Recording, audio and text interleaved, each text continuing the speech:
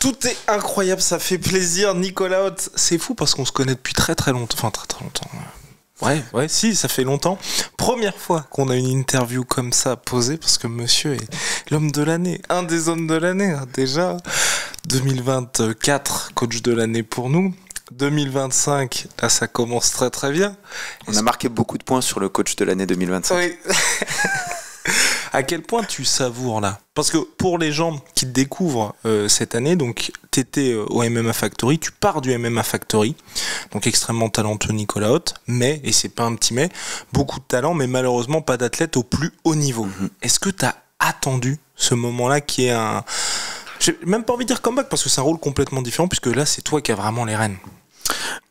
Bah oui, déjà pour répondre à la première question, on est dans cette phase où on surfe un petit peu, on prend du plaisir, on savoure, parce que je trouve que c'est ce que j'appelle la gratitude, c'est important de l'avoir, de se projeter vers l'avenir, mais de se dire aussi au moment présent, ce qui nous arrive c'est assez fou, et pas juste tout le temps se dire oui ok la prochaine étape c'est quoi, même si moi je suis relativement enclin à penser toujours à l'avenir, c'est-à-dire que je suis rentré de Nassau, la semaine d'après j'étais à Metz pour le retour en MMA de Yacine Bouganem.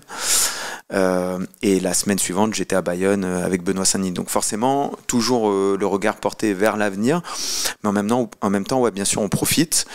Et pour revenir sur ta question, c'est-à-dire le départ du MMA Factory, quand je quitte le MMA Factory, à l'époque j'encadre au MMA Factory Nassourdine Imavov, je travaille beaucoup avec Taylor Lapillus, donc forcément des grands noms, et puis en plus je m'occupe de beaucoup d'autres athlètes, et puis je pars, et puis soudainement le téléphone il arrête un peu de sonner, parce que finalement tu t'occupes de plus grand monde, et c'est le même moment où en parallèle il y a le MMA qui explose, parce qu'il y a RS2, RS3, les médias s'intéressent au MMA, la légalisation du MMA, et donc au même moment où moi je m'occupe plus de toutes ces personnes, il y a une explosion du MMA et je suis un peu pas dans le creux de la vague, mais oui en quelque sorte.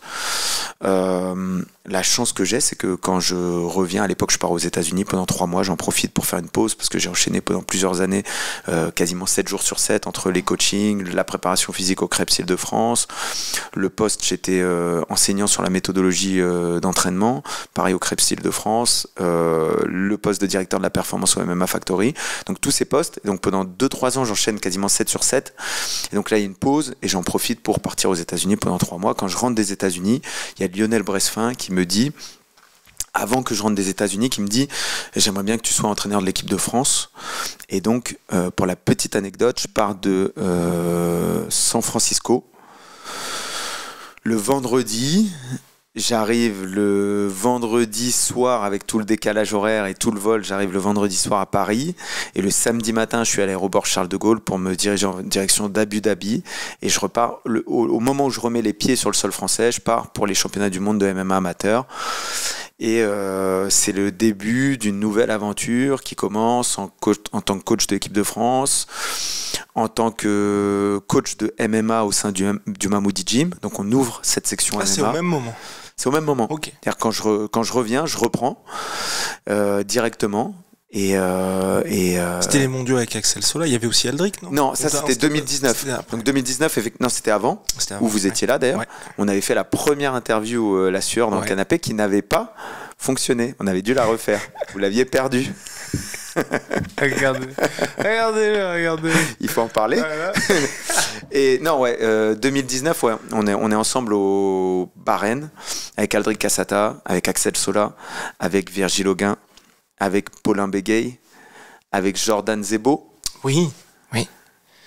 C'est marrant parce que on en parlait récemment quand j'étais à Riyad avec toute l'équipe, et je disais en fait il y a un temps. Et le temps, c'est en 2019, là on est en 2025, donc 5 à 6 ans après, et on voit toutes ces personnes qui étaient de très bons amateurs, mais pas au sommet de la chaîne alimentaire, même si Axel Sola il était numéro 1 mondial, Jordan Zebo il avait fait 3e, Paulin il avait gagné un tour, il avait perdu au 2e tour, et Virgile il avait gagné un tour, il avait perdu au 2e tour. Et tout cela maintenant il brille au niveau professionnel, et je suis très interloqué par le potentiel de nos amateurs actuels et de voir comment ils vont performer en professionnel. Ouais, très intéressant. Ouais, tu penses qu'il y a plus de... Parce qu'il y a toujours cette histoire-là de aussi... On arrivait avant, évidemment, moi j'étais juste observateur, à avoir des résultats en ayant peu de moyens. Et donc, est-ce qu'aujourd'hui, le fait qu'il y ait des résultats, mais avec beaucoup plus de moyens, et aussi le fait de pouvoir performer en France, est-ce que je peux dire que c'est devenu plus simple, mais avant, ne serait-ce qu'être à cette compétition-là, ça signifiait beaucoup. Ouais. Je pense qu'il y a deux choses. On a eu une phase où l'UFC a ouvert les portes à beaucoup de combattants français. Et il y a beaucoup de combattants qui sont rentrés. Et il y a eu une première phase avant, l'entrée de Nassourdine, l'entrée de Benoît, où la porte pour les Français, elle n'était pas forcément ouverte. On a eu la phase de la légalisation avec beaucoup d'entrées françaises parce qu'il fallait remplir les cartes françaises. Et puis on arrive pour moi à une autre phase où depuis un an, il n'y a que Oumar Sy, il me semble, qui est rentré à l'UFC. On voit que pour un Français de rentrer à l'UFC, ça redevient plus compliqué. Et donc, on a la chance d'avoir des organisations françaises qui nous permettent de briller sur le territoire français et donc de briller dans des bonnes conditions. On a la chance d'avoir des primes qui n'ont rien à voir avec les primes de juste comparé il y a 6-7 ans, quoi. On parle d'un titre au Cage Warrior qui était la plus grosse organisation européenne, c'était 2500 €. Il y a beaucoup de gens qui commencent à 2000 € aujourd'hui. Donc, ça n'a plus rien à voir. Donc des primes qui permettent de vivre de manière beaucoup plus convenable. Pour autant, rentrer à l'UFC, je garantis pas que ce soit plus facile parce que la concurrence franco-française va être très importante. Et ouais, pas forcément plus facile. Et aujourd'hui, parce que te concernant, combien est-ce que tu as d'athlètes finalement ? Enfin, entre guillemets. Tu t'occupes de qui ? Alors je m'occupe de Benoît Saint-Denis. Je m'occupe de Youssef Bouganem, je m'occupe de Nassourdine Imavov, je m'occupe de Yacine Bouganem, je m'occupe de Delphine Benouesh, je m'occupe d'Eli Makongo, qui a fait son premier combat à Arès, qui a signé un merveilleux KO, j'étais très fier de lui, qui est l'un des 2 seuls combattants à avoir battu Walid India dans sa carrière amateur. Eli Makongo.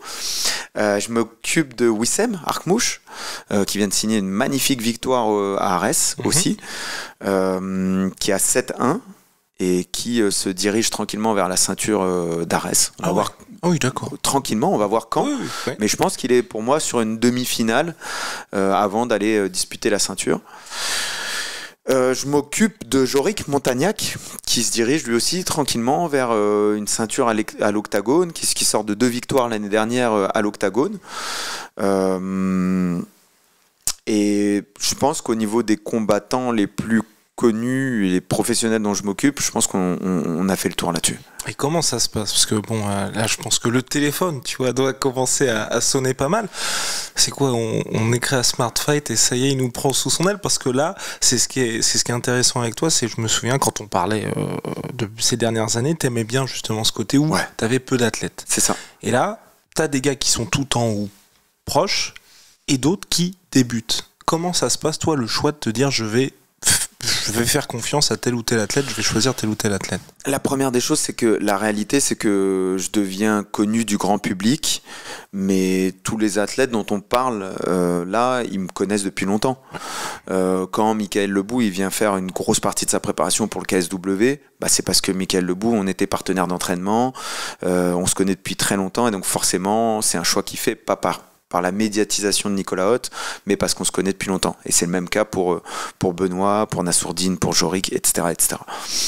Donc ça, c'est la première des choses. Après, du coup, ceux qui sont déjà à haut niveau, la plupart, on se connaît depuis longtemps, on a déjà travaillé ensemble d'une façon ou d'une autre. Pour ceux qui ne sont pas encore à haut niveau, effectivement, il y a des demandes de venir au club. Et le club, nous, c'est un club qui est petit en termes de surface. C'est un club dans lequel on veut garder un très haut niveau de compétitivité. Le Mamoudi Gym. Le Mamoudi Gym. Il y a un très haut niveau de compétitivité sur le tatami. Donc pour moi, c'est important de garder ce niveau. Et après, on veut garder un haut niveau de complémentarité. C'est-à-dire que, par exemple, nous, on a beaucoup de strikers. Si tu as un profil MMA, lutteur ou grappleur, t'es plus intéressant pour moi que si t'es un striker, dans le sens où on a l'élite du striking mondial, quoi. On a Alexis Barbosa, on a Elias Mahmoudi, on a Youssef, Yacine. En termes de striking, on peut difficilement faire mieux. Par contre, si j'ai un très bon lutteur ou quelqu'un qui est très bon au sol, bah, j'ai une kryptonite qui est intéressante pour les combattants qui sont présents. Et donc, il y a ton niveau, il y a 2, les sacrifices que tu es prêt à effectuer, à quel point tu es prêt à travailler dur, parce que les entraînements sont très durs avec nous. Et puis, il y a 3, à quel point tu es un complément qui est intéressant pour le reste du groupe. Qu'est-ce que tu veux dire quand tu dis les entraînements sont très durs ? Tu sais, les unités d'entraînement que tu as au cours d'une carrière, ils sont relativement limités. En réalité, si tu regardes une carrière d'un combattant à haut niveau, il a 5 ans, 7 ans. Disons que sur 7 ans, en total, en semaines d'entraînement, il a 40 semaines d'entraînement par an. Donc tu fais 40 fois 7 fois le nombre d'entraînements qu'il a dans la semaine. Et donc ça peut paraître beaucoup, mais si tu veux progresser pour être le meilleur du monde, tu as intérêt à ce qu'on appelle le transfert, l'impact de ce que tu fais sur la performance le jour du combat, le transfert il doit être le plus important possible. Et le transfert il est très important quand la spécificité elle est très importante. Ça veut dire quoi ? Ça veut dire que si je veux être bon pour faire du piano, de manière générale, il faut que je fasse beaucoup de piano. Si je fais de la guitare parce que c'est un instrument de musique à cordes comme le piano et que je me dis que ça va m'aider pour le piano, bah la réalité c'est que souvent ça va pas beaucoup m'aider pour le piano. Et donc, pour avoir un transfert qui soit important, il faut une spécificité qui est importante et donc il faut beaucoup d'échanges avec des partenaires. Donc il y en a qui vont appeler ça le sparring, il y a le sparring dur, il y a le sparring souple, il y a le sparring à thème, mais globalement mon entraînement, il tourne autour de beaucoup d'échanges avec quelqu'un, parce que plus tu t'éloignes de ça, moins tu as de transfert, et donc moins tu as d'impact sur la performance finale. Et donc, la réalité, c'est que le sparring, quand tu le fais, même s'il est à thème, même s'il est régulé, même si, quand tu le fais avec des gens qui sont forts, il n'est pas facile. Et comme moi je veux maximiser l'impact, je fais non seulement beaucoup de sparring, mais j'essaye de t'avoir longtemps avec moi. Et donc je veux que tu sois longtemps avec moi, je veux que tu t'entraînes souvent, et je veux qu'on ait beaucoup de spécificité, je veux qu'on ait beaucoup de moments où tu es en train de sparer avec des gens. Et donc tout ça, ça fait un volume d'entraînement global qui est élevé, c'est ce que je veux. Ça fait un volume de sparring global qui est élevé, c'est ce que je veux. Ça fait une adversité qui est élevée, c'est ce que je veux, parce que quand tu réussis ta technique à l'entraînement, je veux être sûr que cette technique, tu vas la réussir le jour du combat. Je veux pas qu'on se contente de « Ah ouais, c'est bien, t'as réussi, mais en vrai, quand je mets 100% de résistance, tu réussis pas. » Et donc, je crée des conditions qui s'approchent du combat le plus souvent possible. Et donc, forcément, ça fait des entraînements qui sont durs, et forcément, ça fait une sélection à l'entraînement. Est-ce que cette méthode, t'as parlé de sélection à l'entraînement, c'est applicable à tous, ou il y a des gars en cours de route qui peuvent pas tenir cette cadence-là? Il y a des gens pour lesquels ça va être difficile, mais j'ai l'impression qu'il y a peu de gens qui sont à très haut niveau pour lesquels ça va être difficile. C'est-à-dire que ça peut être difficile pour toi, mais j'ai l'impression que si c'est difficile pour toi, c'est que t'es pas forcément fait pour le haut niveau. Et le haut niveau qui perdure aime. C'est-à-dire que Nassourdine, il est friand de sparring. Il demande du sparring tout le temps. Delphine Benouache, elle demande du sparring tout le temps. Yacine, Youssef, ils demandent du sparring tout le temps. Donc, je vois une grosse corrélation entre ton niveau et à quel point t'aimes échanger avec un partenaire dans des conditions qui s'apparentent à celles du combat. Ok. Et donc la méthode finalement Nicolas Haute fonctionne sur le papier La méthode Nicolas Haute, finalement, c'est avoir beaucoup de retours. En fait, tu peux... c'est marrant si je dois dévier un petit peu. C'est la vision que j'ai essayé de transmettre. J'étais à Bayonne la semaine dernière. Et donc, j'ai rencontré tous les coachs. J'ai pris le temps de les rencontrer, de comprendre comment ils fonctionnaient, comment ils faisaient leurs cours, leur vision de Benoît, etc., etc. Leur vision du MMA. Et ce que je disais, c'est que ce qu'il faut, c'est qu'on maximise les retours. On ne peut pas attendre d'avoir le combat pour savoir si une technique elle fonctionne ou pas. Comment on maximise les retours? Si à chacun de mes entraînements, j'ai soit l'entraînement, soit des phases d'entraînement dans lesquelles j'ai une opposition qui est réaliste, Ça peut être une opposition à thème, ça peut être sur un truc très précis, ceinture arrière, et on voit si tu arrives à sortir. Mais avec quelque chose de réaliste. C'est-à-dire que moi, j'essaye de te retenir, et toi, tu essayes de sortir. On a un feedback, on a un retour qui est instantané. Et ce retour, il nous permet, au lieu d'avancer dans le vent avec que de la théorie, c'est-à-dire je fais de la théorie, je construis sur de la théorie. Non, j'ai fait, je teste, j'ai un retour parce que je viens de tester, et je te coach sur ce que j'ai vu. Ah, j'ai vu qu'en fait, tu n'arrives pas à séparer les mains parce que tu appuies trop sur 2 mains alors qu'il faut appuyer que sur une main. Ou alors, tu n'as pas compris que pour séparer les mains, en fait, il faut tourner la main. On appelle ça éplucher la main. Et donc, je peux faire un retour direct. Et cette stratégie, cette méthode-là, elle permet de gagner beaucoup de temps dans l'apprentissage. Parce qu'au lieu de faire beaucoup de théorie qui est éloignée et qui a peu de transfert, tu fais directement des choses qui s'adaptent à la personne et aux problèmes que lui rencontre. Bon, c'est parti. On va donc attaquer le fameux volet BSD. Attaquons le volet BSD. Comment ça s'est passé déjà ce recrutement, cette rencontre? Et je reçois un appel de Guillaume qui me dit voilà. Guillaume Pelletier, donc Guillaume Pelletier, le manager de Benoît, qui me dit on a besoin d'un head coach et moi c'est toi la personne que je vois pour cette position. Si bien entendu c'est quelque chose que tu as envie de faire et que tu as la possibilité de faire. Je suis ok, c'est intéressant et bien entendu il faut qu'on discute de plein de choses avec Benoît, mais c'est quelque chose qui est intéressant, qui m'intéresse. Benoît m'appelle et pareil, on a cette discussion et il me dit écoute, dans quelques semaines je vais monter sur Paris, on pourrait en profiter pour faire un premier entraînement. Je dis cool. Donc j'organise un premier entraînement au TFF. Dans laquelle je réunis Benoît, Yacine Bouganem, Elie Makongo, Alexis Barbosa. Et donc on fait cet entraînement, pied-point, boxe, MMA, un petit peu de tout. À la suite de cet entraînement, on discute avec Benoît. Voilà, comment on peut faire pour travailler ensemble. Toi, tu es à Bayonne, moi je suis à Paris. Je te donne ma vision des choses. Et voyons ce qui est possible de faire. Ma plus grande crainte sur cette collaboration, c'était de ne pas avoir assez de temps. En fait, en tant que coach, tu vas être capable d'assumer pleinement ce qui se passe avec ton athlète. C'est-à-dire que quand tu es coach, si tu passes... Tu veux, t'as dit ? Tu veux être capable d'assumer. Bah ouais, tu veux être capable. C'est-à-dire que la pire des choses qui peut arriver à un coach, c'est finalement de ne pas coacher. C'est-à-dire que tu as un athlète qui officiellement est sous ton nom, et en réalité, le camp d'entraînement, il l'a passé essentiellement ailleurs, tu l'as vu qu'une ou deux fois, et tu es dans son coin le jour du combat, mais en cas de victoire, au fond de toi, tu sais que tu n'as pas énormément contribué à sa victoire, et en cas de défaite, au fond de toi, tu sais que tu n'as pas énormément contribué à sa défaite parce que c'est pas toi qui l'as entraîné. Et ça, c'est des choses qui arrivent. Et ça, pour moi, c'est ma plus grande frayeur, parce qu'en vrai, moi, ce que je veux, c'est que j'ai passé tout le camp d'entraînement avec toi, et le jour du combat, j'ai tout fait comme je voulais qu'on fasse, et on est ensemble. Que tu gagnes ou que tu perdes, on gagne, on perd, on est ensemble. Et on peut assumer l'entière responsabilité de la victoire ou de la défaite. Et donc dans cette configuration, ce qui m'effrayait un petit peu, c'était la distance, forcément. Et je pense qu'on a trouvé un compromis avec Benoît qui est le meilleur des compromis. C'est-à-dire que Benoît, ce qu'il va faire, c'est qu'il va monter 1 semaine sur 2 sur Paris. Ok. 1 semaine, il sera sur Paris. Donc des entraînements qui sont globalement plus durs, parce que le niveau d'adversité est plus élevé.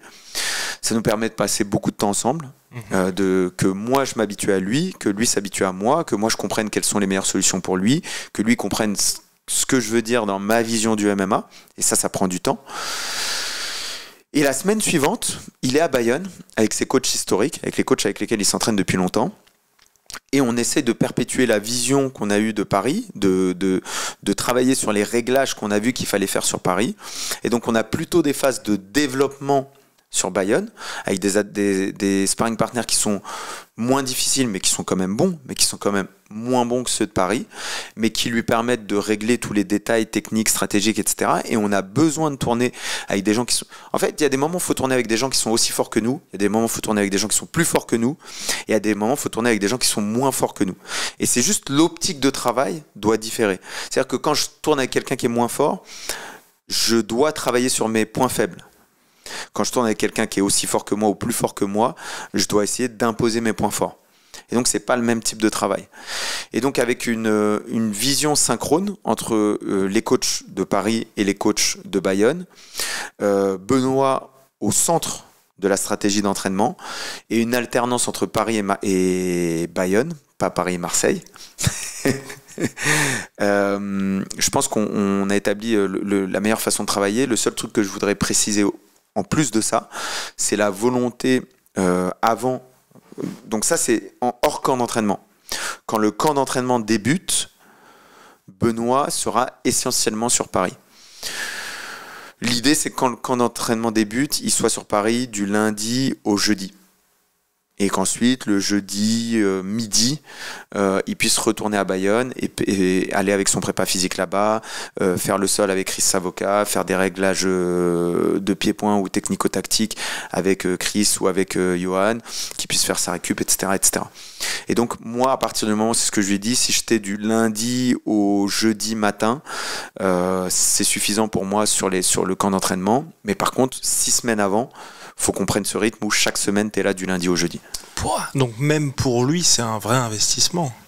C'est nécessaire, je pense. Hein, tu peux pas concurrencer un Islam Makhachev qui va passer 3 mois aux États-Unis pour préparer son training camp.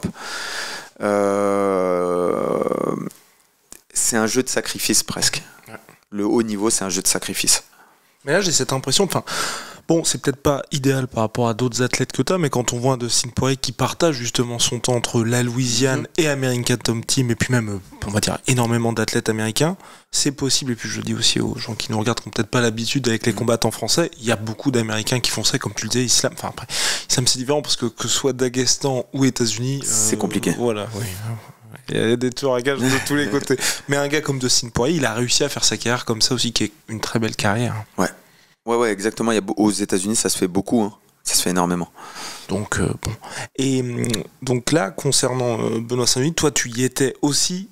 Comment ça se passe? Parce que de son côté, il y a des sacrifices, mais j'imagine que pour toi, là, quand même, t'entres dans une phase de ta carrière où tu vas avoir des têtes d'affiche qui ont des grosses échéances. Comment tu vas faire pour, entre guillemets, contenter tout le monde? Parce qu'il n'y a qu'un seul Nicolas Haute qui va devoir quand même se déplacer de plus en plus. Ouais. Bah, écoute, pour l'instant, j'ai pas eu de ce type de problématique.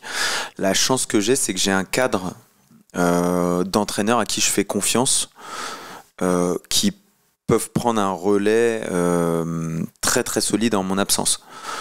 Je te donne l'exemple, là, pendant cette période où j'étais en Arabie Saoudite et puis ensuite à Bayonne pour Benoît, bah, en réalité, tous mes élèves de MMA, ils faisaient leurs entraînements au Mahmoudi Gym et donc c'est comme s'ils avaient fait un gros cycle de pieds-points pendant mon absence. Et je pense qu'ils ont tous profité de ce cycle. En parallèle, ils sont sur la lutte avec Maxime François. Et quand tu vas à la lutte avec Maxime François le lundi à Créteil, il y a des mecs qui sont médaillés mondial. Donc il y a un niveau de lutte. Moi, je le disais à Maxime, c'est-à-dire que j'étais aux États-Unis, qui est un pays de la lutte. On était à Kill Cliff, qui est un club qui est réputé pour ses lutteurs. Je pense pas que le niveau des lutteurs à Kill Cliff était supérieur au niveau du tatami à Créteil. Je pense pas du tout. Peut-être sur la lutte MMA, ils peuvent rivaliser. Mais sur la lutte de manière globale, je pense que le tatami de Créteil est beaucoup plus élevé en termes de niveau. Et donc, nous, la chance que j'ai, c'est d'avoir su m'entourer de coachs de confiance et de qualité. Mais chacun est indépendant ou il y a une espèce de team Nicolas Haute qui est en train de se former? Enfin, comment ça se... Ouais, pour l'instant, il y a beaucoup d'indépendance. C'est-à-dire que Maxime François, il travaille de son côté. Les frères Mahmoudi, ils ont leur club et ils travaillent de leur côté. Mais dans cette indépendance, je pense qu'il y a une bienveillance de la vision, de la délégation de compétences. C'est-à-dire que tout le monde fait confiance à l'autre. Tu sais que quand tu envoies ton athlète en lutte chez Maxime François, tu sais que c'est de la qualité. Tu sais que quand tu envoies ton athlète en pied-point chez les Mahmoudi, les Mahmoudi, ils ont encore été élus club de striking de l'année. C'est fou. Parce que, tu vois, Alexis Barbosa, il prend la première ceinture du ONE FC gagnée par un Français. Dans la même année, Elias, il signe 2 KO. Et donc, il monte dans le classement. Et je crois qu'il est 2e au ONE FC. Dans la même année, Brice Delval, il prend le titre du Lumpini. pour un petit club de banlieue, tu vois, c'est un niveau de striking qui est très très très très élevé. Ok, je pensais que t'allais... Non, mais Voilà. juste Ouais, pour dire, voilà, voilà. le niveau de compétence, en fait, le niveau de compétence qu'on a en France, il est incroyable. Quand pour Nassourdine, on a beaucoup travaillé sur la boxe anglaise avec Soeb Boafia, qui est d'une gentillesse incroyable, qui est d'un niveau, c'est-à-dire que Soeb, il est à la fois super gentil et à la fois super féroce en combat, et 2 fois champion de France de boxe anglaise, il a un super niveau. Et donc Soeb, je tenais à ce que Nassourdine il ait au moins une séance d'anglaise avec un spécialiste de l'anglaise 1 fois par semaine. Vous êtes venu sur une des séances, vous avez vu comment c'est un vrai sparring de boxe anglaise. Soeb, il nous a appelé Yoré. Yoré, il est 3e au championnat d'Europe de boxe anglaise. Donc à un moment, le niveau auquel on a accès en Île-de-France en termes de sport de combat, il est stratosphérique. Et donc, quand tu as accompagné Nassourdine à Kill Cliff, aller aux États-Unis, aller dans d'autres gyms, c'est quoi? C'est pour trouver un très haut niveau en MMA pur? C'est ça l'importance? Et pour toi, il faut le faire ou pas? Ou c'est propre à chacun? Ouais, je pense que c'est propre à chacun. À l'heure actuelle, je pense que Nassourdine progresse plus en France à faire du spécifique. En fait, la réalité, c'est quoi? C'est que Nassourdine, s'il va là-bas, bah, c'est le meilleur en MMA. C'est-à-dire qu'effectivement, il a des sparring en MMA qui sont de manière globale meilleurs que les sparring MMA qu'il va trouver en France. Mais ça reste lui le meilleur. En réalité, quand il vient là-bas, c'est lui la star du gym. C'est-à-dire qu'eux, ils sont dégoûtés quand Nassourdine part. Alors, bien sûr, il y a des athlètes de renom. Il y a Brendan Allen qui passe s'entraîner là-bas. Il y a Robocop qui a combattu ce week-end, qui est fort. Michael Chandler. On a... Ouais, mais c'est pas la catégorie de Nas. Il est très fort. Tu vois. Ouais. On avait Shafkat, qui est très bon, qui est très intéressant. On a... qui est intéressant. On a Phil Oz, très fort, qui est intéressant. Mais voilà, mis à part sur des trucs comme ça, je trouve qu'au final, Nassourdine, on va aller chercher du spécifique en France, mais sur le spécifique, on va avoir tellement du haut niveau, et le cours, il va être tellement construit autour de Nas, que sur la progression, je pense qu'il y a une progression qui est beaucoup plus importante. Par contre, dans une période intermédiaire, l'athlète, il a besoin aussi de changer l'esprit. Il a besoin d'être dans un autre environnement. Il fait du MMA, donc peut-être qu'il travaille, il développe d'autres sensations. La semaine est peut-être un peu moins dure aussi. Je trouve que entre deux camps, ça peut être intéressant d'être à Kill Cliff pour garder un certain niveau, une certaine forme, et peut-être même développer un petit peu certains réflexes spécifiques au MMA. Et t'as vu un avant-après chez Nassourdine? Parce qu'il était resté quoi? Un mois? Il est resté un mois, un peu plus d'un mois, ouais. Est-ce qu'il y a eu des vrais changements ou pas? Non, moi je trouve pas. Les changements, on les voit dans le camp d'entraînement, mais il a conservé son niveau de forme. Ça, c'était intéressant. Et on a pu mettre l'accent sur la lutte en début de camp d'entraînement. Ça, c'est intéressant. Mais attention, il faut comprendre que dans un cours comme ça, c'est un cours collectif. Le cours, il n'est pas créé autour de Nas. Donc, par exemple, on va avoir des techniques de takedown que Nas va jamais utiliser. Et il va jamais les utiliser en combat. Donc, il va les répéter parce que c'est la technique, donc il faut qu'il le fasse. Mais en vrai, en combat, alors que nous, dans l'environnement qu'on a créé autour de Nas, ça n'arrive jamais. C'est-à-dire que tout ce qu'on fait, c'est globalement des techniques qu'il va pouvoir réutiliser. C'est des techniques pour lui. C'est les sparring qui viennent, c'est des sparring pour lui. Le temps, c'est un temps de travail pour lui. Tout est fait pour lui. Et la question que je me suis posée justement par rapport au camp d'entraînement de Nassourdine, donc il s'entraîne au Venom Training Camp, enfin, c'est là que physiquement il est présent. Est-ce que ça c'est possible parce que c'est Nassourdine et qui les sponsors qu'il a, l'entourage qu'il a, et puis aujourd'hui le classement qu'il a, ou est-ce que ça tu peux réussir à le mettre en place avec quelqu'un qui est pas à ce niveau-là dans sa carrière? C'est le sous-entendu de la question, c'est quoi? C'est-à-dire, c'est possible. Qu'est-ce qui est possible? Avoir ce suivi quasi individualisé pour quasiment tout. C'est très compliqué. Pour un entraîneur de faire ça, c'est extrêmement compliqué. Parce que, en fait, l'ennemi de l'entraîneur, c'est le temps. Et le temps, tu peux pas t'as une limite de temps dans la journée. Et donc, si tu fais ça avec 5 athlètes, comment tu fais? Après, l'avantage de ça, en fait, c'est qu'il y a très peu de combattants qui ont besoin de ça. C'est parce que Nassourdine a besoin de ça que tu as mis ça en place? Je pense que Nassourdine a besoin de ça parce qu'il est à un niveau qui est tellement élevé et les défis qui se sont proposés à lui en 2024 étaient tellement élevés qu'on avait besoin de pouvoir progresser très vite et donc de faire des entraînements qui étaient très personnalisés. Déjà, quand le niveau est un peu moins élevé, tu as moins besoin. Quand tu es plus léger, parce que des 84 kilos de très haut niveau en France, il n'y en a pas. Il n'y a même pas un autre 84 kilos qui est à l'UFC. Donc c'est-à-dire que si tu veux prendre un autre mec à l'UFC autour du poids de Nassourdine, il faut aller chercher soit chez 77, je crois qu'il n'y a pas de Français à 77. Non. Kevin, je sais, mais il est très loin. Voilà, il est très loin. Ou il faut aller chercher chez les 93. Et nous, on a fait des sparring, par exemple, avec Oumar Sy. Mais c'est le plus proche que tu vas avoir du niveau de Nassour parce que tu as une KT au-dessus, tu es plus bas dans le classement, mais tu as une KT au-dessus. Et donc, c'est presque... Et après, par contre, ce que tu peux faire, c'est aller chercher du spécifique. Donc, on veut travailler l'anglaise, on prend des gars de l'anglaise. On veut travailler le sol, on prend les meilleurs gars au sol. On veut travailler la lutte, on prend les meilleurs lutteurs. Et donc, tu peux le faire. Quand tu as un mec qui est plus léger, par exemple, Benoît, il fait 70 kilos. Il est un peu plus loin dans le classement. Il est 15e là, aujourd'hui, à l'heure actuelle, il est 15e. Donc, il est plus loin dans le classement et il est plus léger.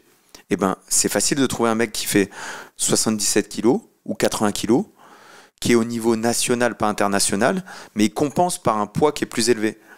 Et donc, tu peux compenser comme ça. Pour Nassourdine, c'est beaucoup plus difficile de compenser. Et là, tu penses que pour Nassour, cette structure-là, ça va être la même jusqu'au sommet. Il est numéro 1, donc ça veut dire qu'il n'y a pas beaucoup d'ajustements à faire. Non, ouais, il faut conserver cette structure-là, ouais. Et tu penses que franchement, à chaque fois, ce que je me dis, c'est ça porte ses fruits avec Nassourdine. Ouais. Je pense qu'en France, les gens n'avaient pas l'habitude de voir quelque chose comme ça. Ouais. Là, Georges Saint-Pierre. Honnêtement, même dans le monde, ça n'existe pas. Très peu. Enfin, toi, tu regardes les entraînements dans le monde entier, ça existe très peu. Shafkat, il est venu faire son camp à Killcliff. Il y avait très peu de choses qui étaient personnalisées pour lui. Donc, je pense qu'en réalité, à l'heure actuelle, on a un système qui est presque... moi, je le vois avec les équipes UFC, quand elles viennent. Ils nous disent, quoi. Eux, ils font des camps d'entraînement partout dans le monde tout le temps. Ils nous disent ce que vous faites ici, nous on l'a vu nulle part ailleurs. Je regardais beaucoup forcément le camp d'Adesanya en Australie, en Nouvelle-Zélande, et je regardais son camp et je me disais c'est loin d'être aussi personnalisé. Attention, je respectais énormément le niveau d'Adesanya, mais je me dis le niveau de son camp d'entraînement, pour moi c'était loin d'être aussi quali que ce que nous on faisait. Et tout ça, tu l'as fait parce que tu connaissais Nassourdine, parce que tu avais confiance en son potentiel. Enfin, je veux dire, tu pourrais le faire avec quelqu'un d'autre ou pas? En termes de temps, je pense que c'est compliqué de le faire avec quelqu'un d'autre. Et pour l'instant, j'ai pas besoin de le faire avec quelqu'un d'autre. Par contre, réunir quelques combattants comme ça, c'est-à-dire que Nassourdine, il est seul, et ensuite on rajoute des gens. Et il y a eu des moments, c'était compliqué parce que j'étais en grande partie, j'étais un des fers de lance de dire, on va préparer Nassourdine en France. Donc j'ai milité dans ce sens-là. On a eu des réunions avec Younes, avec les frères de Nassourdine, avec cette question de est-ce qu'on va aux États-Unis, est-ce qu'on reste en France. Et moi, j'ai milité pour qu'on reste en France. Mais sauf que quand tu milites pour qu'on reste en France, il faut assumer le camp d'entraînement qui s'ensuit. Et par exemple, pour Cannonier, c'était très compliqué parce qu'il y avait des gens que j'avais prévus sur le camp d'entraînement. J'avais prévu Jorik Montagnac, j'avais prévu Alexis Barbosa, donc des gens qui sont à très haut niveau. J'avais prévu certains boxeurs de boxe anglaise. Et en fait, les boxeurs que j'avais prévus, ils sont partis à l'étranger, ils avaient des camps d'entraînement. Alexis, il a gagné sa ceinture du One juste avant le début du camp. Donc il était dans cette phase de pause où il était un petit peu blessé au tibia, etc. Jorik, il s'est blessé une semaine après le début du camp d'entraînement. Et donc les 3-4 noms que j'avais vus pour bien préparer Jared Cannonier, ils n'étaient pas là. Et là, les projecteurs, ils sont sur toi. Tu as insisté pour que le camp il se fasse en France.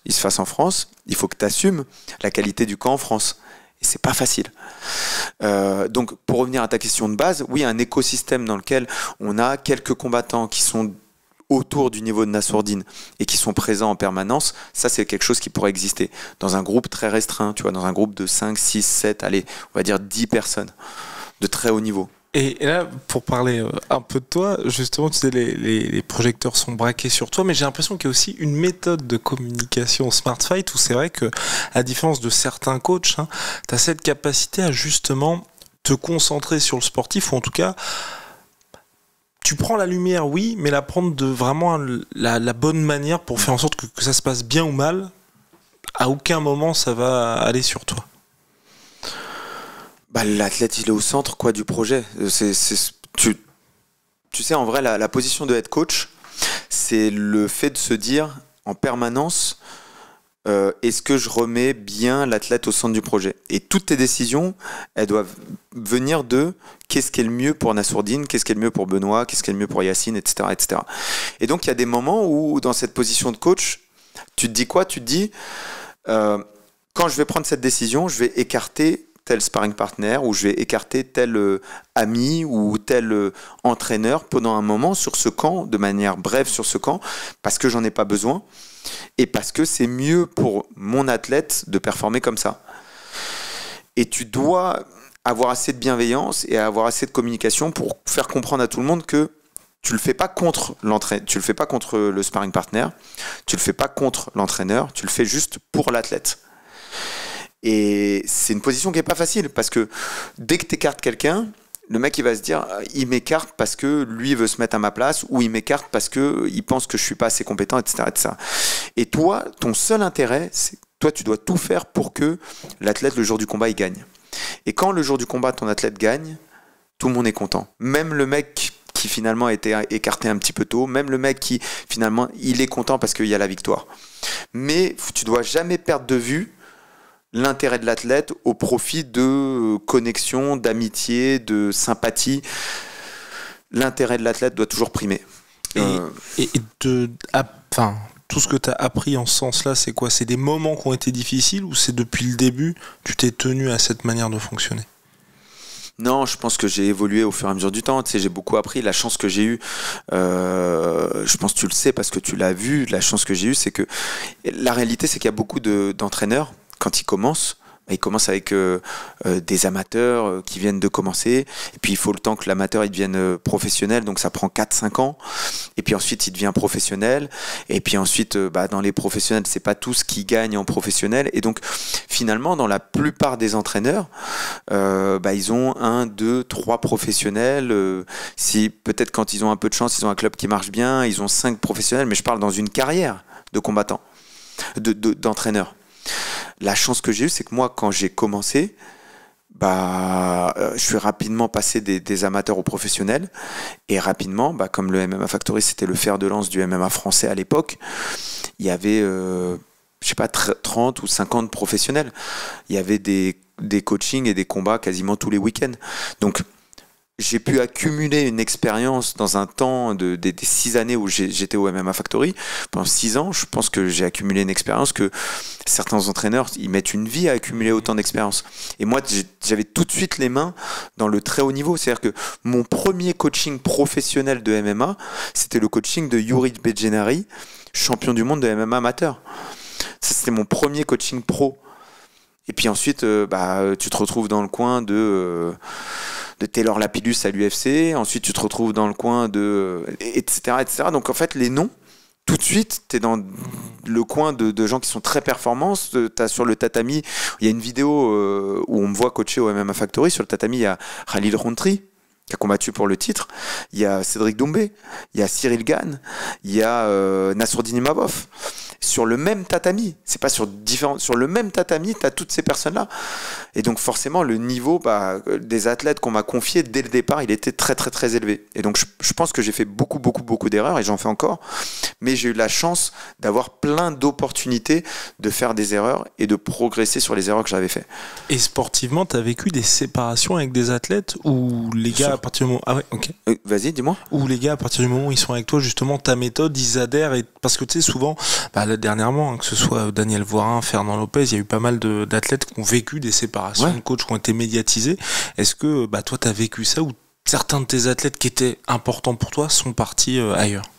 Alors, j'ai vécu des séparations, mais les séparations que j'ai vécues, c'est plutôt pour l'instant, je touche du bois, j'ai pas eu la sensation de vivre de séparation d'athlètes sur lesquels on avait accompli de grands projets. Si tu veux, ce qui s'est passé, c'est que quand je suis revenu des États-Unis, comme je te l'expliquais, et que j'ai commencé au Mammoudi Gym, il y a plein d'athlètes avec qui j'avais travaillé auparavant au sein du MMA Factory, qui me faisaient confiance et qui sont venus à la salle et qui ont fait des passages à la salle, qui sont venus 1 mois, 2 mois, 3 mois, 4 mois.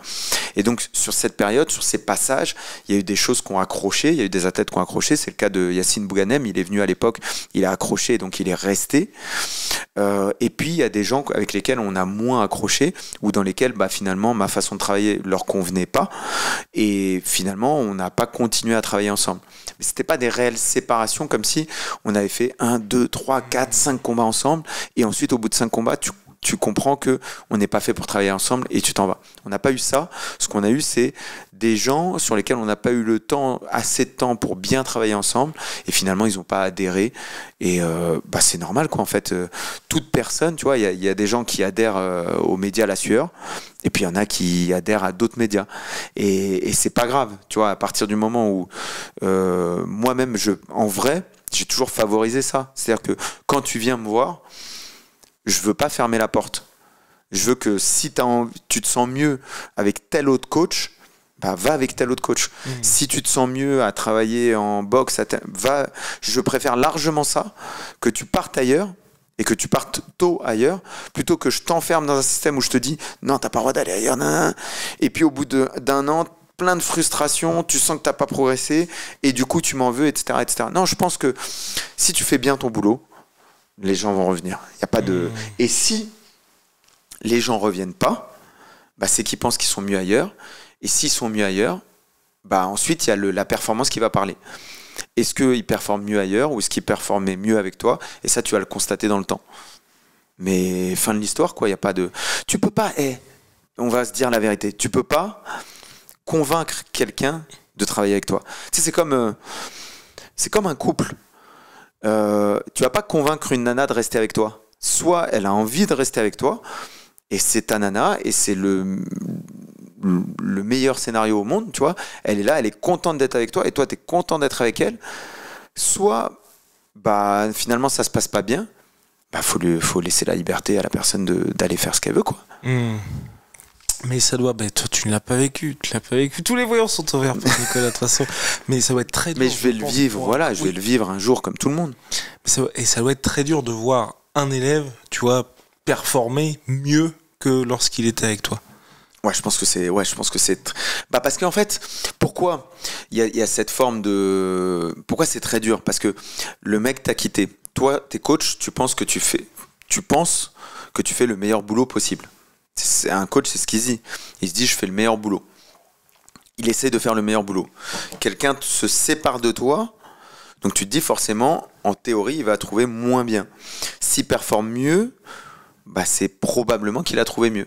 Et donc forcément, dans cette forme de il a trouvé mieux ou il s'en sort mieux comme ça, il y a une forme de frustration, de remise en cause. Et donc, ça, quelque part, ça te pénalise toi. Tu te dis, mais qu'est-ce que j'ai fait de mal? Et donc, même si c'est pas forcément le cas, je dis pas que c'est le cas, mais je dis que forcément, tu dois prendre un coup là-dessus. T'as des haters aujourd'hui, toi? Je pense, j'ai quelques commentaires parfois qui sont pas tous gentils, mais c'est le jeu. Mais sur quoi? Parce que c'est vrai que vraiment, aujourd'hui, on a l'impression que tu coches toutes les cases. Ouais, je sais pas. Non, tu sais, quand t'es médiatisé, tu sais ce qui se passe. Il y a forcément des gens qui t'aiment. Il y a d'autres gens qui t'aiment moins. Et c'est pas grave, quoi. C'est le jeu. C'est pas. Il y a pas de. En fait, on découvrira tous mes haters quand j'aurai une défaite. Voilà. Tu vois, c'est à ce moment-là qu'ils surgiront tous de l'ombre. Mais non, je sais pas. Probablement qu'il y a des gens qui m'aiment moins, et c'est pas très grave en soi. Mais là où vous arrivez parfaitement, enfin vous, je mets Nassourdine aussi dedans, et vraiment toi aussi, c'est que on a déjà vécu les hauts les plus hauts et les bas les plus bas, entre guillemets, où c'est vrai que j'avais cette impression-là, je sais pas si toi tu l'as vécu comme ça aussi, le combat contre Adesanya de Nassourdine, j'avais ce sentiment que du côté des gens, il y avait une grosse attente, mais t'avais quand même ce souvenir du combat contre Cyril contre Francis, Cyril contre John Jones, BSD contre Poirier, où on est à fond tous derrière Nassourdine, mais On n'y croit pas. On sait que... On n'y croit pas trop. On essaie de pas s'emballer. Voilà, exactement. Ouais, moi, c'est un truc que je lui dis dans le vestiaire. Parce que je connais Nassour. Et je sais que Nassour, il aime beaucoup être l'outsider. Tu vois, c'est un compétiteur. Et lui, il aime que tu lui dises qu'il ne va pas être capable de le faire. Et donc, forcément, Nassour était très, très, très détendu toute la semaine. Mais à l'approche du combat, il y avait un petit peu de stress. Pas énormément, mais bon, voilà, moi, je suis très sensible. Et je sentais un petit peu plus stressé que d'habitude. Et je lui dis, Nas, t'es au courant que personne ne s'attend à ce que tu gagnes ce soir. C'est-à-dire que dans la tête de tout le monde, la seule issue, c'est que tu vas perdre. Et il me regarde, il me dit, je sais. Et puis, il était aux pattes avec Rodrigo. Et donc, il refait un peu de pattes avec Rodrigo. Il fait un tour comme ça. Et il vient, il pose ses mains sur mes épaules. Et il me dit, Nico, ce soir, on va gagner. Je sais là, comment je me sens là, comment la sensation que j'ai, je sais qu'on va gagner. Et ouais, très serein. Très, très serein face à l'enjeu. Très serein parce que c'est sa nature, quoi. Parce qu'il est comme ça et parce qu'il a le cadre qui lui permet d'être serein aussi. Il t'a impressionné, toi, sur l'exécution, le combat en lui-même? Bah ouais, c'est un rêve, quoi. C'est-à-dire que il y a un moment où je me suis dit, est-ce que je suis un fou? Je te dis honnêtement, c'est-à-dire que habituellement, je regarde les avis de certaines personnes, certains podcasts, certaines analyses, je les regarde avant les combats. 2-3 franco-américains que je regarde. Et puis il y a quelques-uns que je passe en vitesse pour essayer de voir si j'ai loupé des aspects de l'adversaire que j'aurais pas vu. Et j'en ai regardé, je crois, 1 ou 2 à l'écrit. Et j'ai fermé le livre, j'ai dit laisse tomber. En fait, mon analyse du combat, de ce que je voyais à l'entraînement, de ce que j'avais compris d'Israël Adesanya et de ce que je pensais qu'allait se passer, il y avait tellement de distance entre ça et ce que j'entendais que je me suis dit soit je suis fou et j'ai rien compris, soit les gens n'ont pas vu ce que j'ai vu à l'entraînement. Et comme ils n'ont pas vu, ils peuvent pas savoir. Et le jour du combat, ils vont voir ce que j'ai vu et ils vont comprendre. Et tu penses que pour Adesanya, sans rien enlever à la défaite évidemment de Nassourdine Imavov, c'est une défaite absolument incroyable, mais j'ai l'impression que le style Adesanya, les Volkanovski, on change d'air aujourd'hui à l'UFC. Je pense pas que ce soit le cas. Je pense que Adesanya, il va faire comme Cannonier. Tu vois, il y a beaucoup de victoires de Nassourdine qui prennent de l'ampleur a posteriori. Et je pense que le cas Israël Adesanya va prendre de l'ampleur après cette victoire. C'est-à-dire que Israël, il va recombattre. Je pense qu'il va regagner. Tu penses qu'il passe Caio Borralho? J'ai pas assez analysé Caio Borralho. J'ai vu des extraits de son combat contre Cannonier. J'ai pas encore regardé en détail, donc je sais pas. Mais Cannonier, on en parle. La boxe anglaise qu'il a mis, mais c'était magnifique, quoi. Ouais. J'ai regardé 3-4 fois je me suis dit, mais c'est trop beau sa boxe anglaise. Et nous, on a réussi à le vaincre, Cannonier, tu vois. Ouais. Ça senti un peu, c'est quoi, pris de knockdown contre Rodriguez. Ouais, au début, il se fait toucher, parce que Rodriguez, il frappe très très fort. Mais c'est d'autant plus valorisant d'imposer son anglaise comme il l'a fait après les knockdowns, tu vois. Et je pense que Adesanya,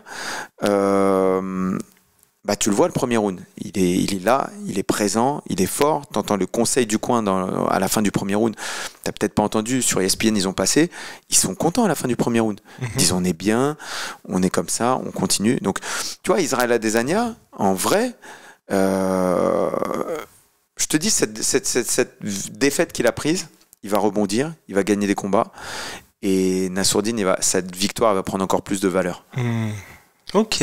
Moi, je pense que c'est une victoire incroyable, mais à la manière. Tu te demandes s'il passe un Caio Borralho. C'est ça la question que tu poses. J'ai peur qu'Adesanya, là, le prime soit terminé, comme un gars que j'adore aussi, Kamaru Usman, tu vois, où c'est vrai que tu es quand même un peu à cette croisée des chemins là. Ces 3 derniers combats, mine de rien, Adesanya, à chaque fois, il prend. C'est quand même. Alors. Est-ce qu'on est à la fin d'un cycle? Oui, ce serait mentir que de te dire il est à son prime. Il est plus à son prime. Est-ce qu'il va battre 90% des mecs de la KT? Oui, je pense. Caio Borralho, comment il le bat, Caio Borralho? Comment il bat Israël Adesanya? Je pense qu'au bout d'un moment, il se fera rattraper. Parce qu'en fait, c'est ce truc qu'il a dit aussi en conférence de presse après. Enfin, je pense qu'Adesanya, moi, il est toujours très bon. Il est toujours très bon, mais sauf que là où avant, il y avait ce côté, cette discipline tout le temps dans le combat, bah, il le perd au bout d'un moment, tu vois. Je pense que le gros truc, c'est que les gens ont arrêté de respecter ses feintes, ses coups, etc. Il y avait une forme de frayeur qu'il invoquait chez tout le monde, et les gens ne respectent plus cette frayeur. Et donc forcément, quand tu respectes plus, t'as des occasions de le toucher. Même si... pour ça, il y a un travail mental aussi de ton athlète, ou bien c'est... sûr. Je pense qu'il y a le travail de l'athlète, je pense qu'il y a le travail de l'autre côté aussi. Hein. Lui, il sort de 2 défaites, donc peut-être qu'il est un 10e ou un 100e plus lent, et peut-être que ce 100e plus lent ou moins incisif fait une différence. Mais ouais, non, j'ai hâte de voir Adesanya contre le reste de la KT. Je suis pas sûr qu'il lui donne un Borralho, parce que s'ils veulent monter Borralho, c'est un match qui reste risqué. Sauf si eux, en termes de match-up, ils se disent, tu sais quoi, en fait, il va exploser Adesanya et ça va nous permettre de monter la légende Caio Borralho. On verra. Et sachant que pour justement typiquement un gars comme Israël Adesanya, ce qui est fou aussi, c'est que Nassourdine, son premier combat UFC, c'est déjà Adesanya qui est tout en haut, tu vois. Donc il y a ça aussi qui est assez fou. Ça boucle vraiment cette boucle. Ouais, ça boucle. La boucle est bouclée. Et c'est l'affrontement d'une légende, quoi. Et là, pour les prochains, parce que les prochains, ce qui est bien, en fonction de qui y a, mais que ce soit déjà toi, voilà, par ton analyse, voilà, un Dricus du Plessis, qu'est-ce que t'en penses? Pas pour Nassourdine, mais les gens, et puis moi ce que j'aime bien en plus avec Dricus du Plessis, c'est à quel point le gars, je sais pas si t'as entendu ses déclarations sur le jeu de jambes, tu vois, où il était, ça existe pas, on s'en fout de toute façon, c'est tellement impressionnant. Ce qu'il arrive à faire avec et comment il le fait. Je savais pas si c'était un troll ou pas, cette histoire de. Donc c'est une vraie histoire, il a vraiment dit ça. Oui, il a vraiment dit ça. Ok. 2 choses. La première, c'est si je regarde de loin comme ça, un peu comme Adesanya. Adesanya, au début, je me disais, c'est très très chaud comme combat. Mais en vrai, quand j'ai analysé beaucoup, je me suis rendu compte qu'il avait un style qui était relativement prévisible. À partir du moment où tu le faisais reculer, son style est devenu très prévisible. Et donc je pense que DDP, si tu regardes beaucoup de combats, il y a un moment où en fait les patterns se répètent et son style devient beaucoup plus prévisible. Ça, c'est le premier point. Le deuxième point, malgré ce premier point, c'est que contrairement à Israël Adesanya, DDP il progresse à chaque fight. Et donc ça, c'est plus compliqué parce que tu sais pas de quelle manière il va avoir progressé entre le précédent fight et le prochain fight. Et donc ça, c'est un petit peu plus compliqué à gérer. Maintenant, y a des failles quand même. Hein. Tu vois, j'ai pas encore très bien analysé, mais du peu que j'ai analysé, il y a des failles quand même, il y a des ouvertures. Il y a des dangers, il y a des points forts, mais il y a des failles. Mais ce qui est fou, c'est que le gars arrive toujours à... avec le combat contre Robert Whittaker, personne ne le donnait gagnant contre Robert Whittaker. Et on a vraiment ce sentiment avec Dricus du Plessis, c'est que le mec est outsider, mais c'est même pas outsider. Nassourdine contre Adesanya, on se dit, il y a quand même moyen que Nassourdine gagne. C'est que là, intrinsèquement, je pense que... Tu le vois pas gagner. C'est exactement. Mais il trouve toujours un moyen. Regarde son combat contre Darren Till. En striking, il y a des trous. Hein. Ah bah oui. Attends, contre Darren Till, c'était très très chaud. Tu vois, c'était vraiment chaud. En striking, il y a des trous. Mais non, il est fort parce qu'il a réussi à outstriker 2 fois Sean Strickland. Et Sean Strickland, c'est très compliqué. Donc il est très fort. Mais je pense qu'il y a des trous. Voilà. Et pour toi, est-ce que c'est... À quel point c'est important cet aspect mental dans un combattant? Parce que quand on voit justement un Dricus qui est en mode le mec est littéralement prêt à aller jusqu'à la mort, et le dit vraiment aussi. Non, c'est essentiel. C'est-à-dire qu'un combattant, le jour du combat, le mental il détermine en fait. Le jour du combat, le mental détermine à quel pourcentage le combattant va pouvoir exécuter ce que tu vois à l'entraînement. Voilà ce qui se passe le jour du combat. Et pour toi, c'est ce qui manquait à Nassourdine avant? Ou pas? Enfin, parce que Nassourdine, je trouve que ça fait longtemps que je vois s'entraîner et tout, mais t'avais vraiment une différence entre le Nassourdine de l'entraînement et le Nassourdine en combat. Écoute, moi c'est une narrative que j'ai plus ou moins... T'as remarqué que c'est une narrative qu'on n'entend plus, sur laquelle j'ai jamais mis l'accent. Même si je dirais qu'en début de carrière, c'est quelque chose que j'avais vu chez Nassourdine. Si tu veux, tu peux être différent à l'entraînement du jour du combat, mais qui qui est-ce que tu affrontes à l'entraînement, dans quelles conditions, à quel point ça ressemble au combat, à quel point c'est ressemblant au niveau d'opposition que tu as le jour du combat. Faut comprendre que au niveau où il est Nassourdine, quand tu affrontes Roman Dolidze, quand tu affrontes Jared Cannonier, quand tu affrontes Brendan Allen, quand tu affrontes Israël Adesanya, les mecs que tu as en face, encore une fois, à 84 kilos, en France, il y a 0 mec à l'UFC.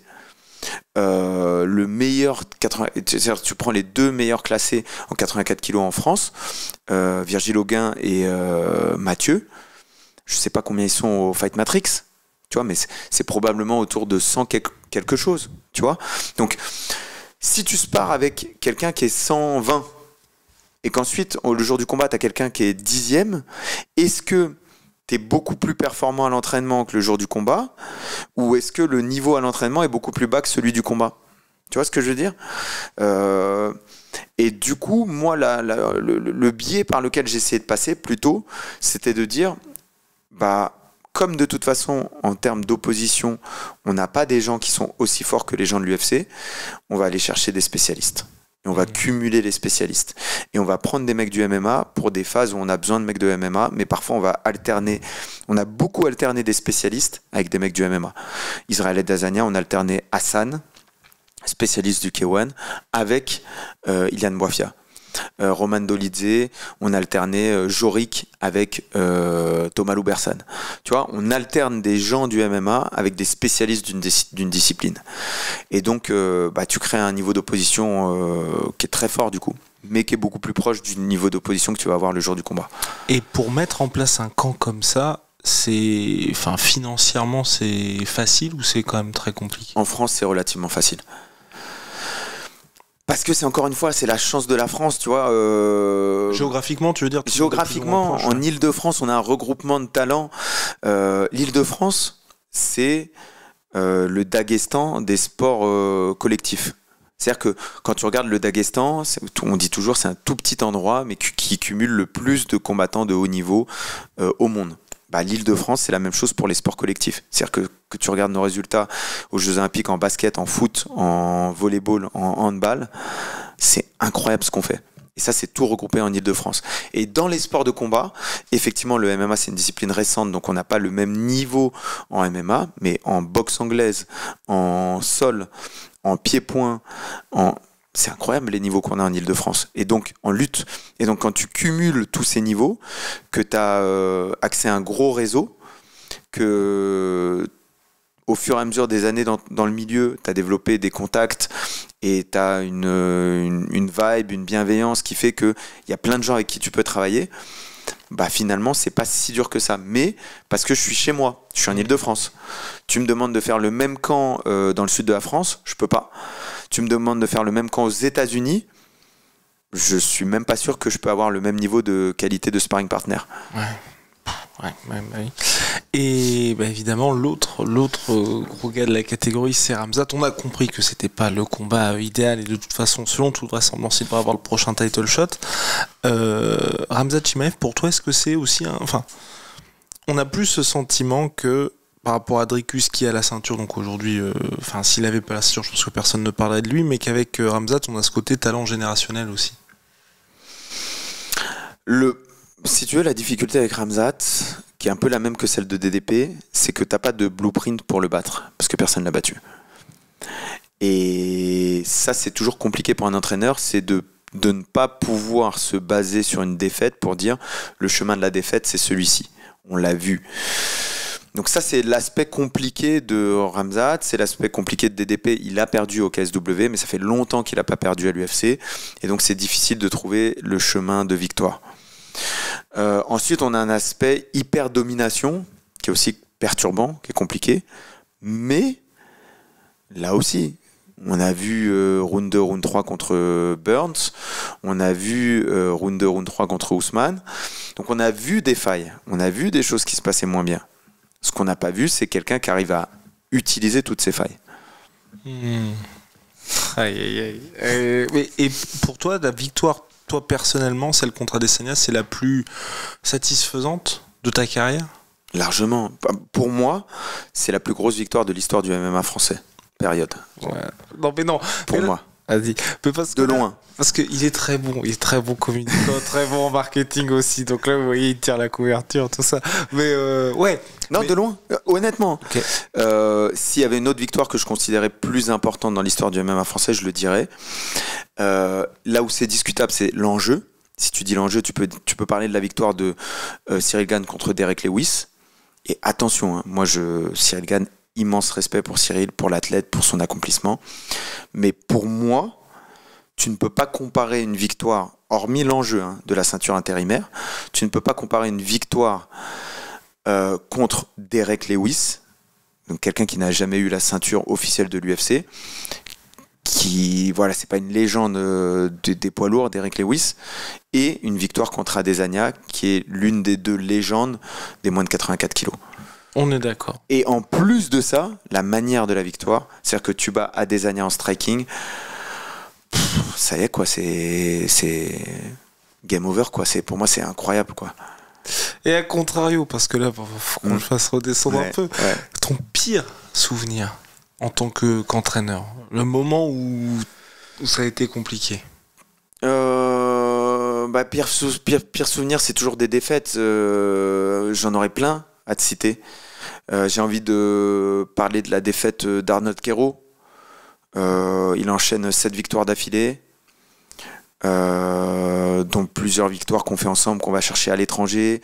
Je parle de 2016-2017. On va en Finlande, on va en Angleterre, on va je me souviens même plus des pays dans lesquels on a été. Et puis à un moment, il faut rester actif. Il est vraiment aux portes de l'UFC, à une époque où c'est très très dur de rentrer à l'UFC. Je crois que c'est une époque où il n'y a même plus de Français à l'UFC. Et lui, il est aux portes de l'UFC avec ses 7 victoires d'affilée, son style très spectaculaire.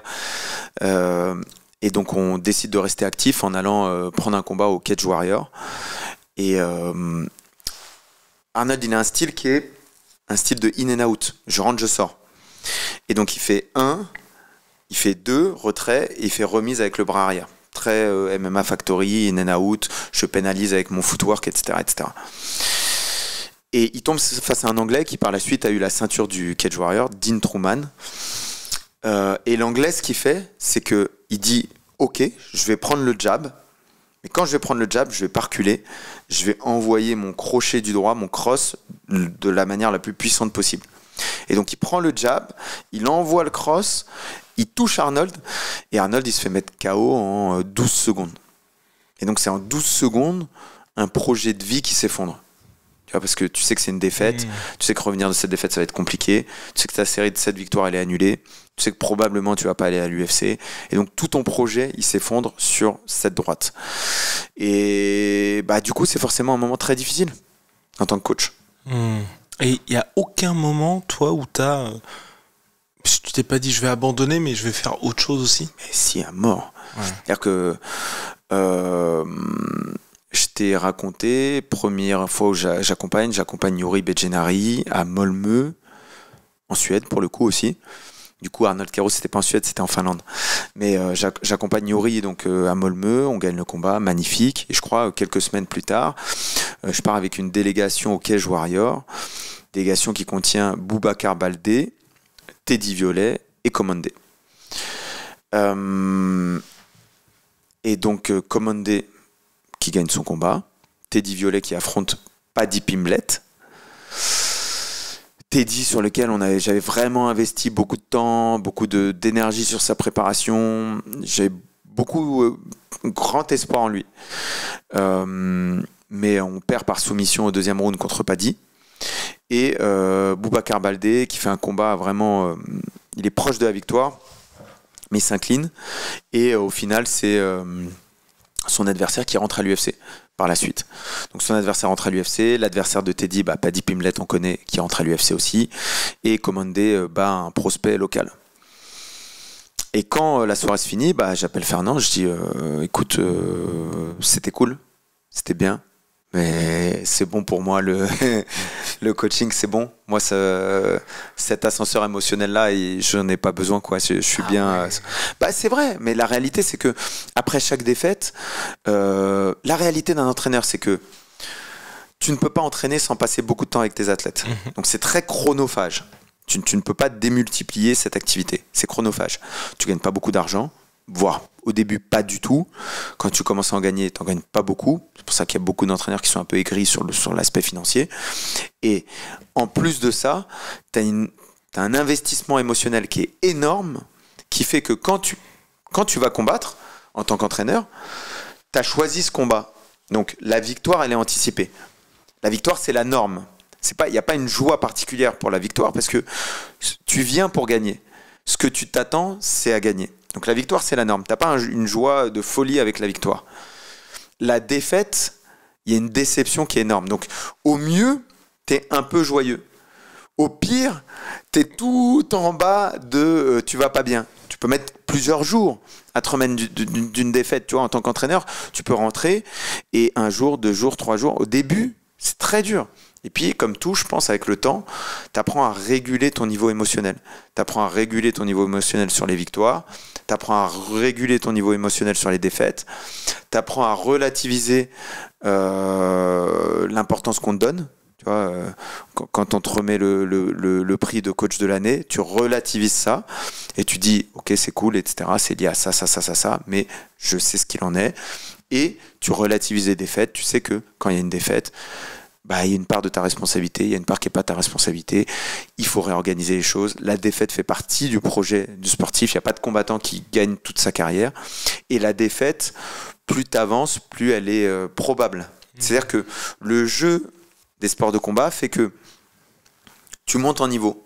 À chaque combat, tu affrontes quelqu'un qui est plus fort que le combat d'avant. Et donc forcément, le combat prochain est plus dur que le combat précédent.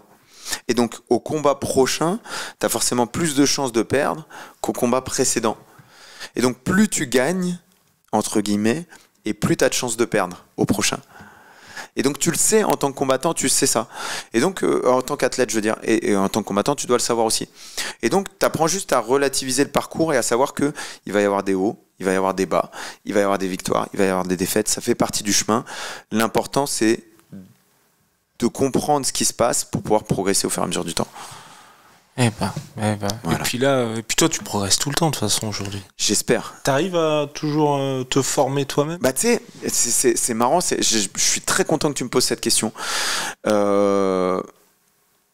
Forcément, on est toujours à la recherche de l'efficacité et des petits détails sur lesquels on pourrait passer à côté. Donc on avait décidé sur ce camp d'entraînement de mettre l'accent sur la préparation physique avec Nassourdine Imavov. J'ai beaucoup discuté avec le préparateur physique de Kill Cliff. J'ai beaucoup discuté avec le préparateur physique de Nassourdine Imavov à R15, Georges, studio R15 à Paris.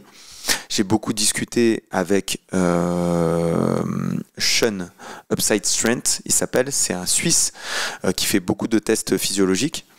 Et donc, je me suis inspiré de toutes ces personnes-là pour mettre en place le camp d'entraînement et les séances de préparation physique. On l'a vu beaucoup Nassourdine sur un vélo, par exemple, pendant le camp d'entraînement. Je me suis inspiré de ces personnes-là pour mettre en place cette chose-là. On avait des phases de lutte qui étaient prévues sur ce camp.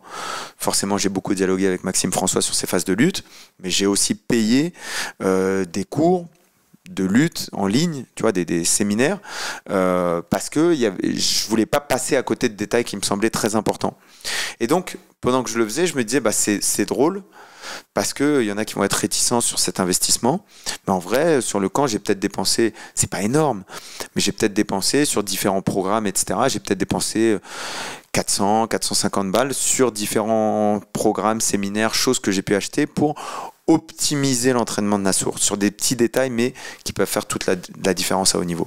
Et toi, tu as toujours cette dimension, c'était nutritionniste aussi que tu avais avant. Tu le fais toujours, ça? Je le fais plus. Donc globalement je le fais plus, mais si tu veux, avec Delphine Benouache et avec Nassourdine, donc Delphine je la suis totalement dans sa nutrition. Nassourdine, si tu veux, je l'ai suivi il y a très longtemps dans sa nutrition. Il suit toujours tous les principes qu'on a mis en place. Et ce qui se passe, c'est qu'à l'approche des dates de combat, il me demande confirmation sur le poids, sur les choses à prendre. On fait des petits réglages. Mais si tu veux, le travail, ce serait te mentir que de dire que c'est un gros travail pour moi. En fait, c'est du travail vraiment de réglage 80% des choses, 90% il est fait de manière autonome. Et ensuite, moi, je règle tout pour que ce soit parfaitement harmonisé, notamment à l'approche du combat. Et donc, entre une Delphine qui a eu le title shot au COF, Wissam qui est aux portes du title shot à Arès, et donc Nassour, Benoît Saint-Denis, qu'est-ce qui fait que toi, tu as la flamme pour ces athlètes-là qui sont à des niveaux différents dans leur carrière?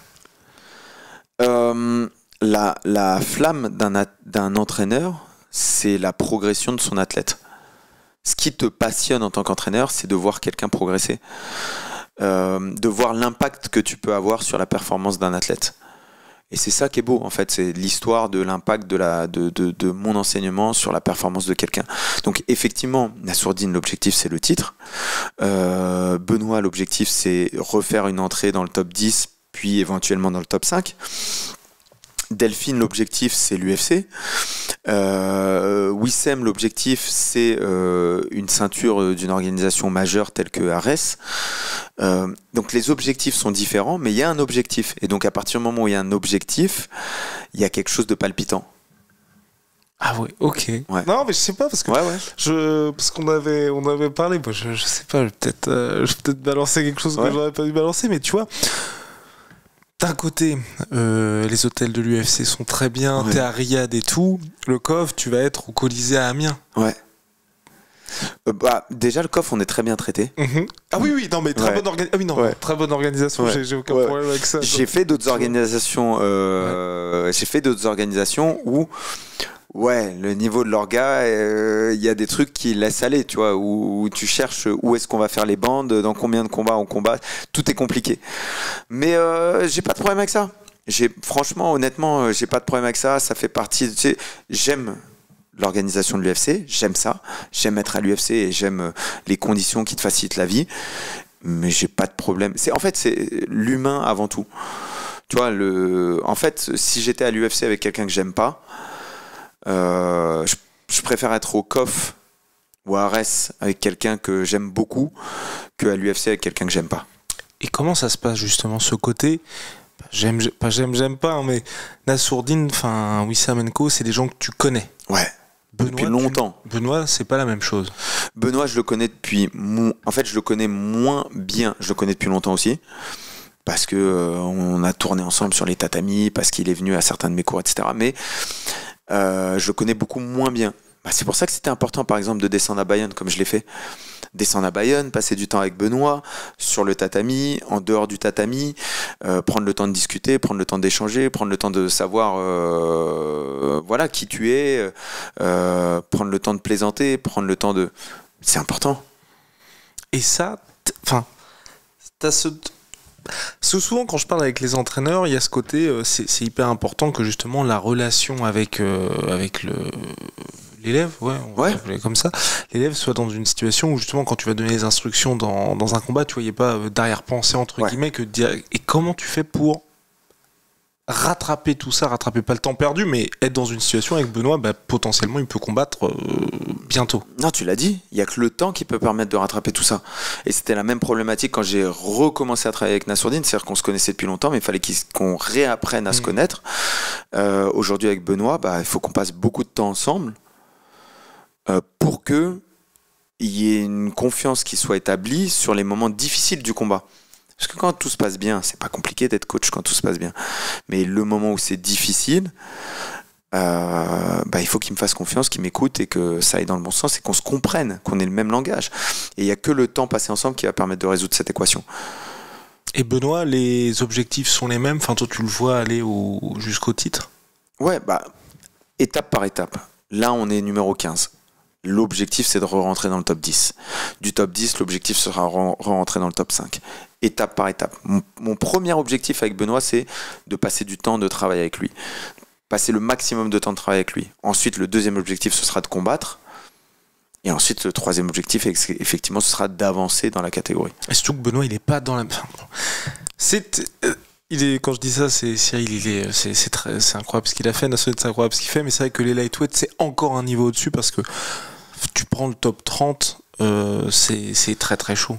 Humainement parlant, la plupart des humains, si tu considères qu'ils font entre 70, 80, 82, 83, 84 kilos, un mec de 84 kilos, il peut descendre à 70 kilos à haut niveau. Et donc forcément, il y a un regroupement de talents dans les lightweight qui est énorme. Et en plus, la problématique pour Benoît, c'est qu'il est très rapidement monté dans le top 10. Et donc ou aux portes du top 10. Et donc quand tu montes très vite dans le top 10, bah, le truc, c'est qu'ensuite, tu vas pas redescendre. C'est-à-dire que les prochains adversaires que tu vas prendre, là, on sait que les prochains adversaires de Benoît, ça va être des mecs forts.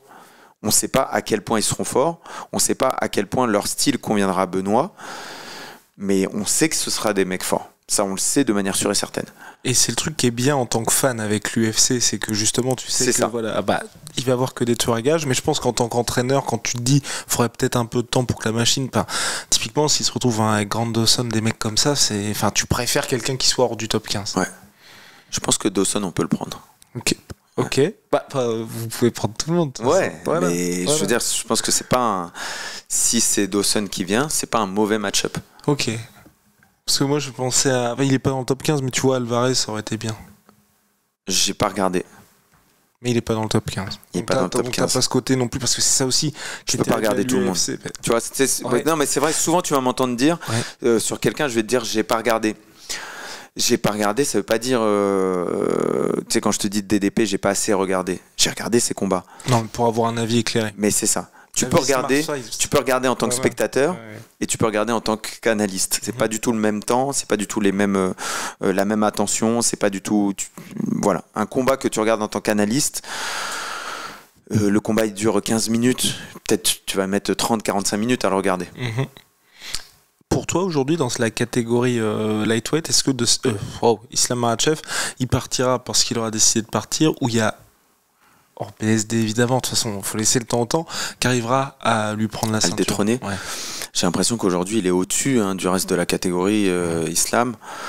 J'ai aussi l'impression que le match-up de l'année en lightweight, c'est vraiment un Islam contre Topuria, quoi. C'est un match-up incroyable que tout le monde a envie de voir. Normalement, ça devrait se faire au mois de juin. Et si ça se fait, c'est pour moi, c'est un des plus gros matchs possibles de l'année 2025. Quoi. T'y crois, toi, Topuria qui battent Makhachev? Ouais. Je suis 100% pour Makhachev. Le cœur ou le cœur, l'esprit, tout. D'accord, okay. Je suis 100% pour lui. Ok. Ouais. J'aime bien le personnage d'Islam Makhachev. C'est-à-dire qu'il est discret, il peut charrier un petit peu, mais c'est toujours gentil. Et puis il est très fort, il est très complet. Il a une superbe gestion de la distance. Il a une lutte incroyable. Il a un sol méthodique.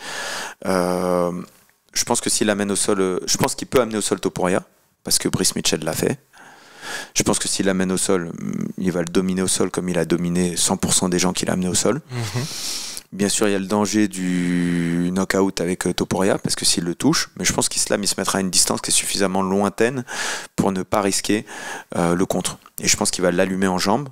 Il est très bon avec ses jambes. Je serais pas choqué d'une victoire de Topuria. De Makhachev. Oui, non, je partage ton avis. Et toi, tes athlètes, ils combattent beaucoup, en tout cas ces dernières années, ils sont combattus pas mal. Toi, t'es plus pour cette approche de on avance pas à pas, ou ce qu'a vécu BSD, où justement tu te retrouves, tu bats Frévola et direct tu tapes Dustin Poirier, c'est quelque chose toi que tu favorises, ou t'as tendance à te dire bon, c'est bien d'avoir des étapes intermédiaires, sachant que aujourd'hui t'es head coach, donc je sais pas à quel point t'es décisionnaire là-dedans aussi. Sûr. Ma parole a un poids qui est important dans chaque décision de matchmaking, forcément. Et t'as jamais voulu avoir le rôle aussi de head coach? De matchmaker, tu veux dire? De manager? De manager. Je suis un fou furieux. Oui, de manager, ouais, pardon. C'est quelque chose qui m'a jamais intéressé jusque-là. Moi, je suis un passionné de l'entraînement. On en parlait en off tout à l'heure, je te disais, moi ce qui me passionne c'est l'entraînement.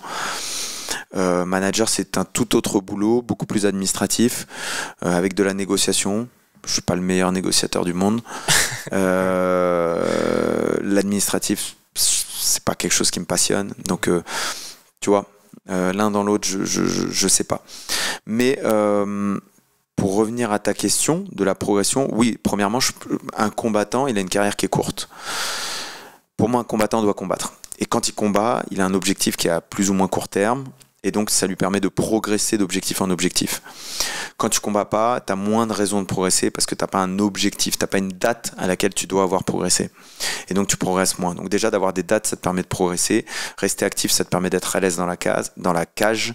Et donc c'est très important d'être actif pour moi. Maintenant, la deuxième partie de ta question, c'est le bon.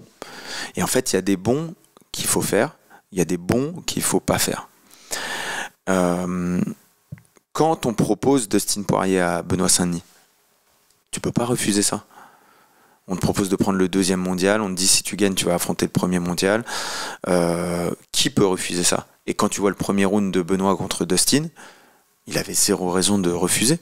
Il aurait, à quelques détails près, il aurait pu finaliser Dustin dans le premier round. Donc, tu peux pas refuser un truc comme ça. Maintenant, parfois, tu prends des risques. Tu prends des risques qui doivent être mesurés, mais tu dois progresser dans la carrière. Nous, avec Delphine Benouache, on a décidé de prendre un risque. On a décidé pour la ceinture du coffre d'aller chercher quelqu'un qui était très bien classé. L'adversaire de Delphine, il me semble qu'au moment du combat de Delphine, elle était classée 52e mondiale. Je crois qu'aujourd'hui, elle est 44e mondiale, mais à l'époque, elle était 52e mondiale. C'est-à-dire que Delphine a commencé en mars, en décembre, donc 9 mois après ses débuts en pro, pour son 6e combat, on l'a mis contre une nana qui était 52e mondiale. Donc c'est un très gros défi. Mais moi, selon l'analyse que j'avais fait des combats de cette fille, je voyais Delphine sortir vainqueur de ce combat, largement. Maintenant, il y a des éléments, le secret de Juice, que j'avais pas mesuré. Ah ouais, vous l'avez ressenti ça, donc elle a été attrapée par la patrouille, l'adversaire de Delphine. Elle a été attrapée pour dopage. Bah ouais, non, c'était incroyable. Ah ouais. C'est abusé. C'est-à-dire que Delphine, c'est la machine de cardio. Elle a fait de l'athlé quand elle était plus jeune. Elle performait en athlé. Elle a sa séance de tapis de course chaque semaine. Elle fait des scores que très peu font. À l'entraînement, parfois elle prend 2 filles par round. Et les filles, elles sont plus essoufflées qu'elle. C'est la machine de cardio. On compte sur le cardio. Là, cette fille-là, elle avait plus de cardio que Delphine. Et elle accélérait. Elle avait plus de force. Elle avait plus de cardio. Elle était plus dessinée. Elle avait des bras qui étaient énormes. Honnêtement, visuellement, pour moi, elle était chargée dès le début. Mais... si tu veux, je m'attendais à ce qu'elle fléchisse en termes de cardio. Mais elle faisait que d'accélérer, quoi. Au 5e round, elle continuait à accélérer, à aller chercher. Et je pense, oui, effectivement, tous les débuts de round, Delphine, elle les gagne. Tous les fins de round, la brésilienne, elle les gagne. Donc, effectivement, ouais, je pense que ça a joué beaucoup. Maintenant, moi, je voulais pas, médiatiquement parlant, je voulais pas accuser quelqu'un avant qu'on ait des preuves. Oui, à raison. À raison, parce que je trouve que c'est pas comme ça. C'est pas comme ça qu'il faut faire. Maintenant que les preuves sont tombées, j'ai aucun souci à mettre en avant le fait qu'elle soit dopée, quoi, qu'elle soit chargée. Mais oui. Et je sais pas ce qui se passera d'ailleurs pour. Tu sais, il y a toute une procédure. Donc là, en fait, la FLD a compris qu'elle avait pris des substances qui étaient interdites. Maintenant, ce qui va se passer, c'est que eux tentent de justifier la prise de ces substances. A priori, il y a peu de chances que ça passe, parce que il y a des doses que quand les doses sont trop élevées, bon bah il y a aucune chose qui justifie l'utilisation de ces doses et de ces produits. Donc a priori, il y a peu de chances, mais ça retarde la procédure. Au bout d'un moment, la FLD va prendre une décision, elle va pénaliser, et quand la décision sera prise, le combat sera changé de défaite à victoire. Et du coup, nous, on pourra enlever le rouge de la carrière de Delphine. Ouais, ça deviendra un sans décision, quoi. Je pense que ça deviendra une victoire. Ah oui, c'est vrai qu'en France, ils transforment comme ça. Oui, ce sera une victoire. Voilà. Et puis l'ascension vers les sommets continuera. Voilà. Est-ce qu'il y a des choses que tu ne referais plus aujourd'hui? Ouais. Comme quoi? Comme accompagner des athlètes que j'ai pas préparés. Tu vois, c'est ce que je te disais tout à l'heure. Ça m'est arrivé parce qu'on me faisait confiance en tant que coach de me demander si je pouvais être dans des coins de mecs que finalement sur lesquels j'avais pas fait la préparation parce qu'ils étaient à l'étranger, parce qu'ils étaient ailleurs, etc. Mais ils voulaient avoir mon conseil dans le coin. Et c'est des choses que j'ai acceptées, mais c'est des choses que je veux plus accepter. Est-ce qu'il y a un moment où parce que bon, on sait que tu raffoles de ça, en tout cas les fans raffolent de ça, c'est les moments justement entre les rounds où tu donnes tes instructions. Est-ce qu'il y a un moment où les lumières étaient, comme disent les Américains, un petit peu trop fortes pour toi et t'as trouvé que t'étais pas assez aiguisé juste dans tes conseils donnés à l'athlète? Ouais, ça m'est arrivé plein de fois en fait, d'écouter mon coaching et de dire de m'en vouloir sur la qualité de mon coaching, et ça m'arrive encore, tu vois, pas le dernier combat de Delphine, mais le combat précédent, j'ai trouvé que mon coaching il était pas bon, tu vois, et du coup je m'en suis voulu un petit peu. Il y a plein d'éléments qu'on jouait à ça, mais tu vois, il y a plein d'éléments. Il y avait des caméras, il y avait des gens qui coachaient autour, il y avait je parle pas dans le coin, je parle d'autres gens qui étaient pas dans le coin mais qui étaient à côté et qui donnaient des informations. Et je pense que j'ai voulu donner des informations parce qu'on donnait des informations. Et en réalité, le haut niveau du coaching, c'est pas coacher tout le temps, c'est coacher quand c'est nécessaire de coacher. C'est pas dire trop, c'est dire ce que tu as besoin de dire. Et j'ai trouvé que ce soir-là, j'avais pas été au niveau de performance habituel en termes de coaching.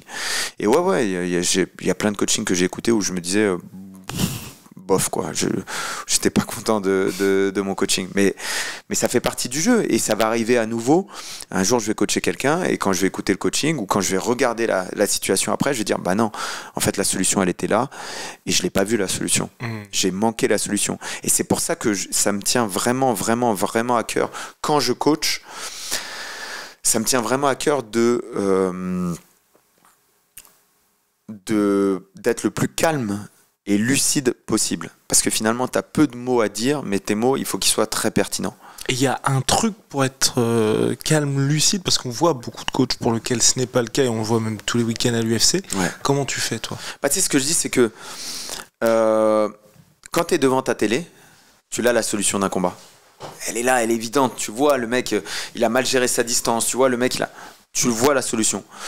Quand tu es dans le coin, que tu as la tête dans le guidon et que chaque action, tu la ressens fort dans ton intérieur parce qu'il y a un stress, etc., bah, la solution, tu la vois pas forcément. Et donc, l'idée, c'est d'être suffisamment présent pour avoir l'attention qu'il faut, nécessaire, être aiguisé, mais avoir le calme nécessaire, le détachement nécessaire pour se dire je dois garder ce calme et ce détachement pour analyser la situation et percevoir l'élément le plus important.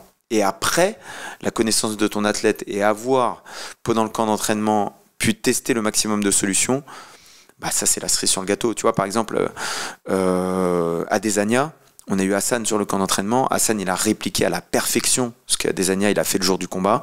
Donc, les solutions face à Desania, on les avait déjà. Fallait les mettre en place, mais on les avait déjà. Et il y a des red flags chez les combattants où toi tu te dis bof, ça rend très compliqué l'athlète. La collaboration ? Ouais. Ouais. Si tu fais passer ta personne avant... en fait, tu dois être égoïste, parce que t'es combattant, tu dois être égoïste. Mais tu dois être égoïste de la bonne façon. Tu dois être égoïste en comprenant que tes sparring partners, ils sont indispensables. Et qu'il y a un travail d'équipe, et qu'aujourd'hui, c'est toi qui combats dans 2 semaines, donc mon attention va être sur toi, mais que je dois partir pour ce combat. En fait, il doit y avoir une forme d'autonomie. Ça, c'est un des trucs que j'ai appris avec le temps. Dans mes débuts, je dorlotais les combattants trop, tu vois. Et en vrai, non, le combattant de haut niveau, il est autonome. Et toi, tu le guides, tu l'aides, mais il doit avoir beaucoup d'autonomie. Mais bah, faut quand même être derrière lui pour ça, parce que, ou avoir vraiment confiance en lui aussi. En fait, le combattant de haut niveau, il faut qu'il ait une vision. Il faut qu'il ait une envie qui soit supérieure à toute celle de tout le monde. Et dans cette vision, dans cette envie, toi, tu vas l'aider à obtenir cette chose-là. Tu vas le guider, tu vas faire en sorte qu'il ne se disperse pas. Parfois, le combattant, il se disperse parce qu'il veut tellement bien faire qu'il veut tout faire. Mais en fait, tu ne peux pas tout faire. Donc, il faut faire peu, mais très bien. Et donc, ça, tu vas le guider dans les choix. Mais tu ne vas pas insuffler l'envie au combattant.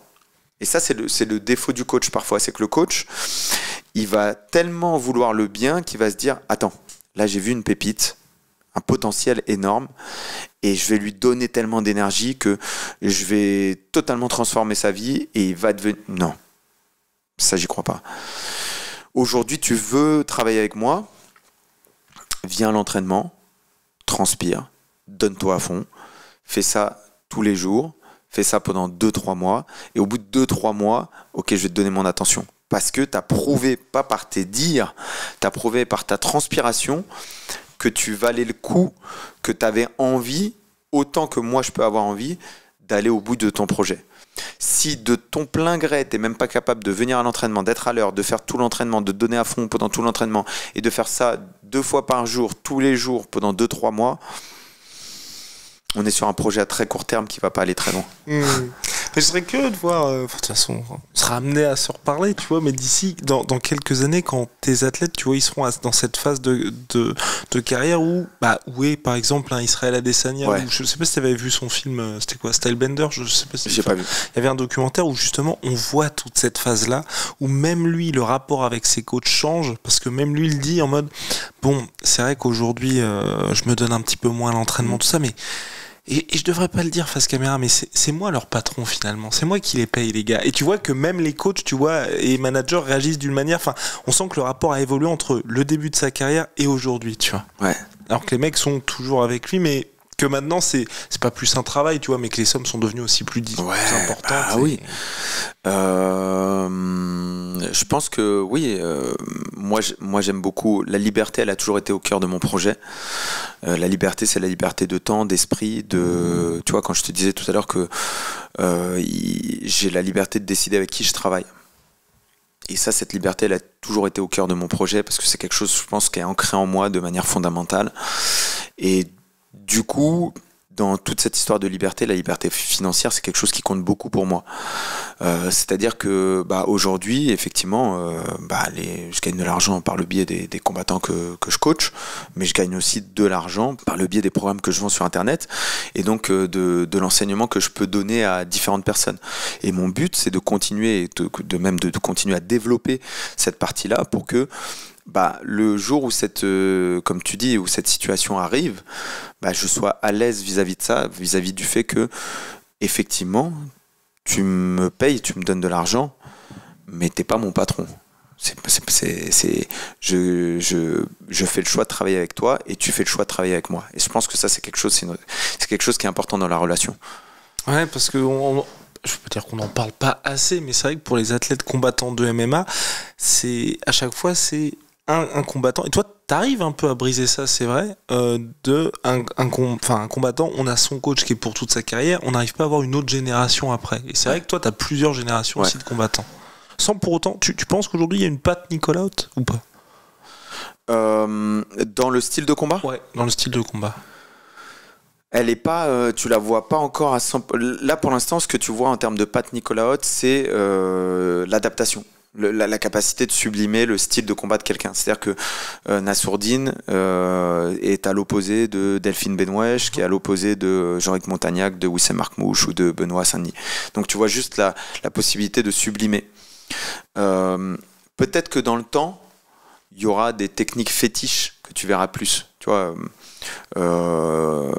la patte, par exemple, sur Delphine Benouache, le clinch tie, c'est une de mes armes que j'aime beaucoup. Tu vois beaucoup de travail en quadrupédie. C'est quelque chose que tu vois, si tu fais attention, la quadrupédie, donc la situation où on est à 4 pattes contre la cage, un peu à la Khamzat Chimaev. Si tu regardes tous ceux qui sont passés par la salle récemment, on a beaucoup de victoires dans ces positions. Michael Lebou, il a gagné en grande partie grâce à ça contre Romain de Bienne. Oui, c'est Markmouche, il a gagné en grande partie avec des positions qui s'apparentent à ça. Yacine Bouganem, il a gagné avec des positions qui s'apparentent à ça. Delphine Benouache, elle a dominé et je pense qu'elle va gagner des combats grâce à ce type de position. Et donc c'est une position que j'affectionne beaucoup et sur laquelle on travaille beaucoup. Et je pense que oui, il y a des choses comme ça, le clinch tie, qu'on travaille beaucoup, qui sont un peu ma patte, mais que tu vois pas encore énormément. Et donc la suite, Nicolas, quelle suite pour toi là? La suite, c'est encore beaucoup de travail avec mes athlètes et puis avancer pas à pas sur le chemin de chacun d'entre eux. C'est aussi sur le plan de ce qu'on parlait tout à l'heure, sur le plan développement. Moi, je pense que j'aime beaucoup enseigner et j'aime beaucoup l'idée d'avoir un impact qui dépasse la personne que tu as en face de toi. Tu vois, c'est-à-dire que quand on fait un podcast comme ça, le podcast il va être vu par beaucoup de gens et donc il y a un impact qui est démultiplié. Et au travers des stages que j'ai fait un petit peu partout dans la France, bah, j'ai vu qu'il y avait une vraie demande et une vraie absence, un vrai trou sur ce qui permet à un combattant de devenir meilleur. Donc ce qui permet à un combattant de devenir meilleur, c'est quoi? La préparation physique. J'ai le programme Deviens fort sur la préparation physique que j'ai développé auprès d'athlètes depuis très longtemps et qui aujourd'hui est singularisé, qui est mis sur papier, qui a été développé, qui a été raffiné au fur et à mesure du temps et qui aujourd'hui me permet de dire ok, tu veux de la préparation physique parce que tu as envie de progresser sur la préparation physique, tiens, le programme, c'est du solide, tu vas progresser pendant un an et demi, tu vas devenir plus fort que la plupart des mecs de ta salle grâce à ce programme. Il y a les bases du striking MMA. Parce que pareil, je trouve qu'il y avait un déficit là-dessus. Je veux faire toute une série. On a fait les bases du striking, je veux faire les bases de la lutte MMA, je veux faire les bases du sol MMA, je veux faire toute une série là-dessus et ensuite en fonction des demandes, développer la série. Peut-être qu'une fois que j'aurai fait les bases de la lutte, les bases du sol, on me dira ouais mais Nico, les bases du clinch MMA, ok on fera les bases du clinch. On verra exactement comment ça se fait. On va lancer avec François Maubert la récupération pour le MMA. J'aimerais lancer dans l'année le cardio MMA. Et donc l'idée de tout ça, c'est qu'au bout d'un moment, il y a une forme d'offre qui est singulière, mais que tu peux multiplier, que tu peux packager si bon te semble, dans lequel tu dis ok, j'ai écouté ce que Nico il a dit, je peux pas travailler avec lui parce qu'il est dans une salle de haut niveau dans laquelle il n'y a pas énormément d'athlètes et il a besoin de ce champ très réduit pour faire du travail de qualité, mais pour autant je peux avoir accès à ce qu'il enseigne en termes de striking MMA grâce à cette vidéo, je peux avoir accès à son programme de préparation physique grâce à ce programme, je peux avoir accès à la récupération d'élite avec François Maubert par le biais de cette formation, etc. etc. Et l'idée c'est de prendre le temps de synthétiser du savoir qualitatif qui a fait ses preuves sur le terrain, donc de manière très pragmatique, c'est-à-dire que vraiment c'est des choses que j'ai testées et qui fonctionnent, pas les gars je vous enseigne un truc théorique que je pense qui fonctionne, non. Ça fonctionne parce que je suis sur le terrain en permanence, parce que le gros problème qu'on a eu dans la préparation physique, dans la nutrition, pareil la nutrition, j'aimerais aussi lancer quelque chose qui pourrait guider les gens sur le cutting, parce que la réalité c'est que beaucoup de nutritionnistes ou beaucoup de gens qui font des cuttings, ils n'ont jamais fait de cutting. Et donc quand tu as fait un cutting toi-même, quand tu as fait faire des cuttings à 300, 400 athlètes dans ta carrière, tu sais exactement ce qui est important et ce qui n'est pas important. Et donc l'idée c'est de mettre tout ça sur papier ou en vidéo, que ce soit très accessible et de faire en sorte que quand les gens se posent ces questions, il y ait un socle de connaissances sur le MMA qui s'élargisse au fur et à mesure du temps. Et des rêves. Est-ce qu'il y a des rêves? Est-ce qu'il y a des rêves? Est-ce qu'il y a des rêves? Maintenant c'est plus des rêves, c'est des objectifs, j'ai envie de dire. Des rêves, on pourrait dire une structure dans laquelle on pourrait réunir toutes ces choses-là, ça pourrait être une forme d'accomplissement dans laquelle on pourrait avoir des amateurs, des jeunes déjà, des jeunes qui sont formés dès le plus jeune âge, avec leur possibilité de venir dans des cours amateurs, avec leur possibilité d'évoluer vers un cours pro, et donc de réunir toute cette connaissance dans un endroit, oui, ça pourrait être une forme de rêve, même si je suis pas trop rêve, je suis plus, j'aime bien en fait avoir un plan sur le long terme, et avoir ensuite des micros-objectifs, et ça me galvanise, tu vois. C'est-à-dire que quand je pense à Nas, bien sûr, il y a l'objectif de la ceinture, mais ce qui me galvanise, c'est les possibilités de progression que j'ai sur lui, sur le court terme, grâce à certains types d'entraînement. Et là, par exemple, j'ai des idées sur Nas, et je pense que ça va être très, très, très, très, très intéressant. J'ai hâte qu'on travaille sur ces choses-là avec Nas. J'ai hâte qu'on travaille avec Benoît sur plein de choses que je veux mettre en place. Et ouais, ça me galvanise, ça me fascine. Et les athlètes qui sont type Youssef, Yacine Bouganem, est-ce que t'aimes bien aussi ça, les gars qui sont en transition, qui viennent d'un autre sport aussi? Ouais, c'est bien quand ils ont la capacité de s'adapter. Mais tu vois, quand tu vois Yacine, une légende du Muay Thai qui s'impose par étranglement arrière à partir d'une prise de dos et d'un blocage genou, c'est-à-dire des trucs qu'on travaille tout le temps, je suis trop content, quoi, parce que c'est ce qu'on a travaillé, tu l'as mis en place et t'étais tellement à l'aise là-dessus que c'est ça que tu as été chercher dans la cage. Surtout qu'il y a eu des changements vraiment entre ce combat à Arès et puis là aujourd'hui. Rien à voir.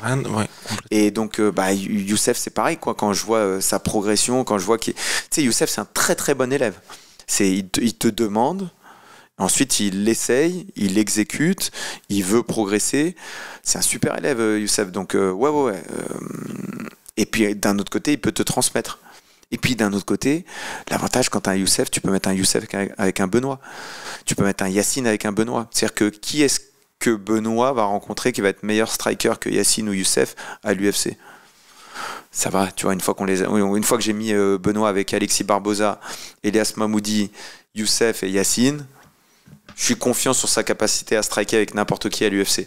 Tu vois, et une fois que je le mets à la lutte avec Maxime François, avec Mahmoud, il est 5e au championnat du monde de lutte, ça va, je suis confiant sur sa capacité à lutter. Et donc l'idée, c'est que au quotidien, j'ai des mecs qui soient tellement forts que ça y est, on est prêt. Il n'y a pas de scénario qu'on n'a pas vu.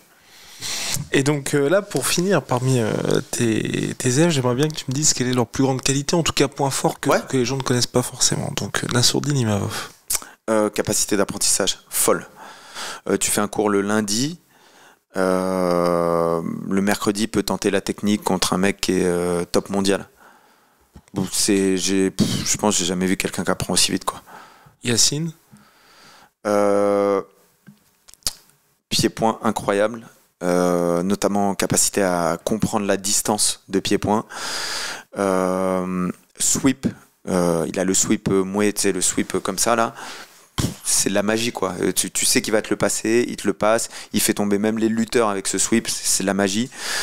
Et aujourd'hui, il commence à rider très très bien ce qu'on a vu dans son dernier combat. Il commence à être très très fort, très galère là-dessus. Jorik, le mec le plus explosif du MMA français, quoi. Il est là-bas et soudainement il est là, il te touche avec son bras arrière, c'est abusé, quoi. Et Jorik, parenthèse sur lui, retour bientôt. Ouais, retour bientôt. Et quelle peut être la limite pour Jorik? Parce que malheureusement, il y avait eu un petit stop alors qu'il était en pleine bourre. Pour moi, Jorik, c'est un athlète qui a sa place à l'UFC. C'est-à-dire que pour moi, quand je parle de Jorik, c'est l'UFC. Pour moi, si toutes les planètes s'étaient alignées, Jorik, il était à l'UFC il y a 1 an ou 2 ans. Ouais. C'est un mec qui a sa place à l'UFC. C'est un mec qui peut faire des dégâts à l'UFC. Le potentiel de Jorik, il est énorme. Delphine, capacité de travail, quoi. C'est une charbonneuse dans tout, quoi. C'est quand elle fait le capacité de travail, capacité de dédier un lifestyle entier au MMA, c'est-à-dire que sa vie est centrée autour du MMA. Et c'est pas j'inclus le MMA dans ma vie, non, c'est ma vie est centrée autour du MMA. Et j'écoute ce que tu dis et je regarde et j'essaie de m'informer et j'essaie de progresser à chaque cours. Et elle arrive en avance. Et on a fait une séance hier, elle a duré 2h04 la séance. Et elle fait 2 séances par jour. Elle fait des semaines d'entraînement à 17 heures d'entraînement. C'est le plus gros volume de travail de n'importe quel athlète que j'encadre. Delphine, c'est la reine du charbon, quoi. En combat et hors combat. Youssef, Sok, c'est le roi des coudes, le roi de la mi-distance, et il a un jeu qui est imparable en mi-distance.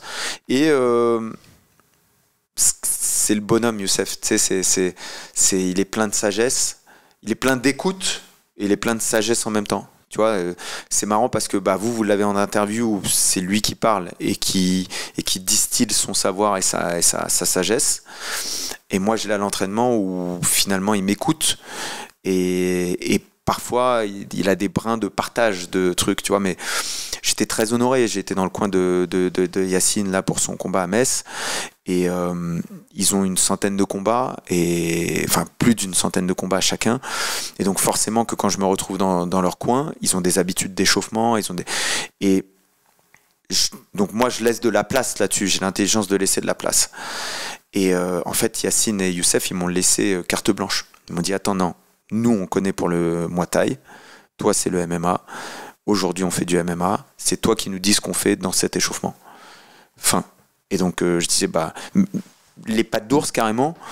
Yacine il voulait que je tienne. Je dis non, t'as fait les pattes d'ours avec Youssef toute ta vie. Fais les pattes d'ours avec Youssef. La lutte on va faire avec Wissem. Je vais te dire on fait quoi, quand est-ce qu'on s'arrête, mais garde tes points de repère. Et BSD, je connais pas encore assez. Maintenant, BSD, c'est un guerrier. Ça, on le sait. C'est un guerrier, c'est un travailleur. Ce que j'ai découvert à Bayonne, c'est un environnement très professionnel. C'est-à-dire que BSD, il a ses 3 séances de récupération dans la semaine. C'est un mec, il arrive à l'heure à l'entraînement, il part à l'heure de l'entraînement. Tu vois, c'est pas, il arrive à l'heure, il va rester 5 minutes après l'entraînement, 10 minutes, il file, il a quelque chose. Tu vois, c'est un mec, c'est un homme en mission. Tu vois, il a une mission, s'entraîner, revenir à la maison, récupérer, manger, siester, s'entraîner. C'est un homme en mission. Et donc, c'est un soldat. Et je pense que c'est un soldat. Il a besoin d'un colonel, il a besoin d'un capitaine. Je pense que s'il trouve son capitaine et qu'il fait confiance à son capitaine, c'est un très très bon soldat. Regardez-le. Eh ben parfait, ce sera le mot de la fin. Merci beaucoup. Merci Guillaume. Bah voilà.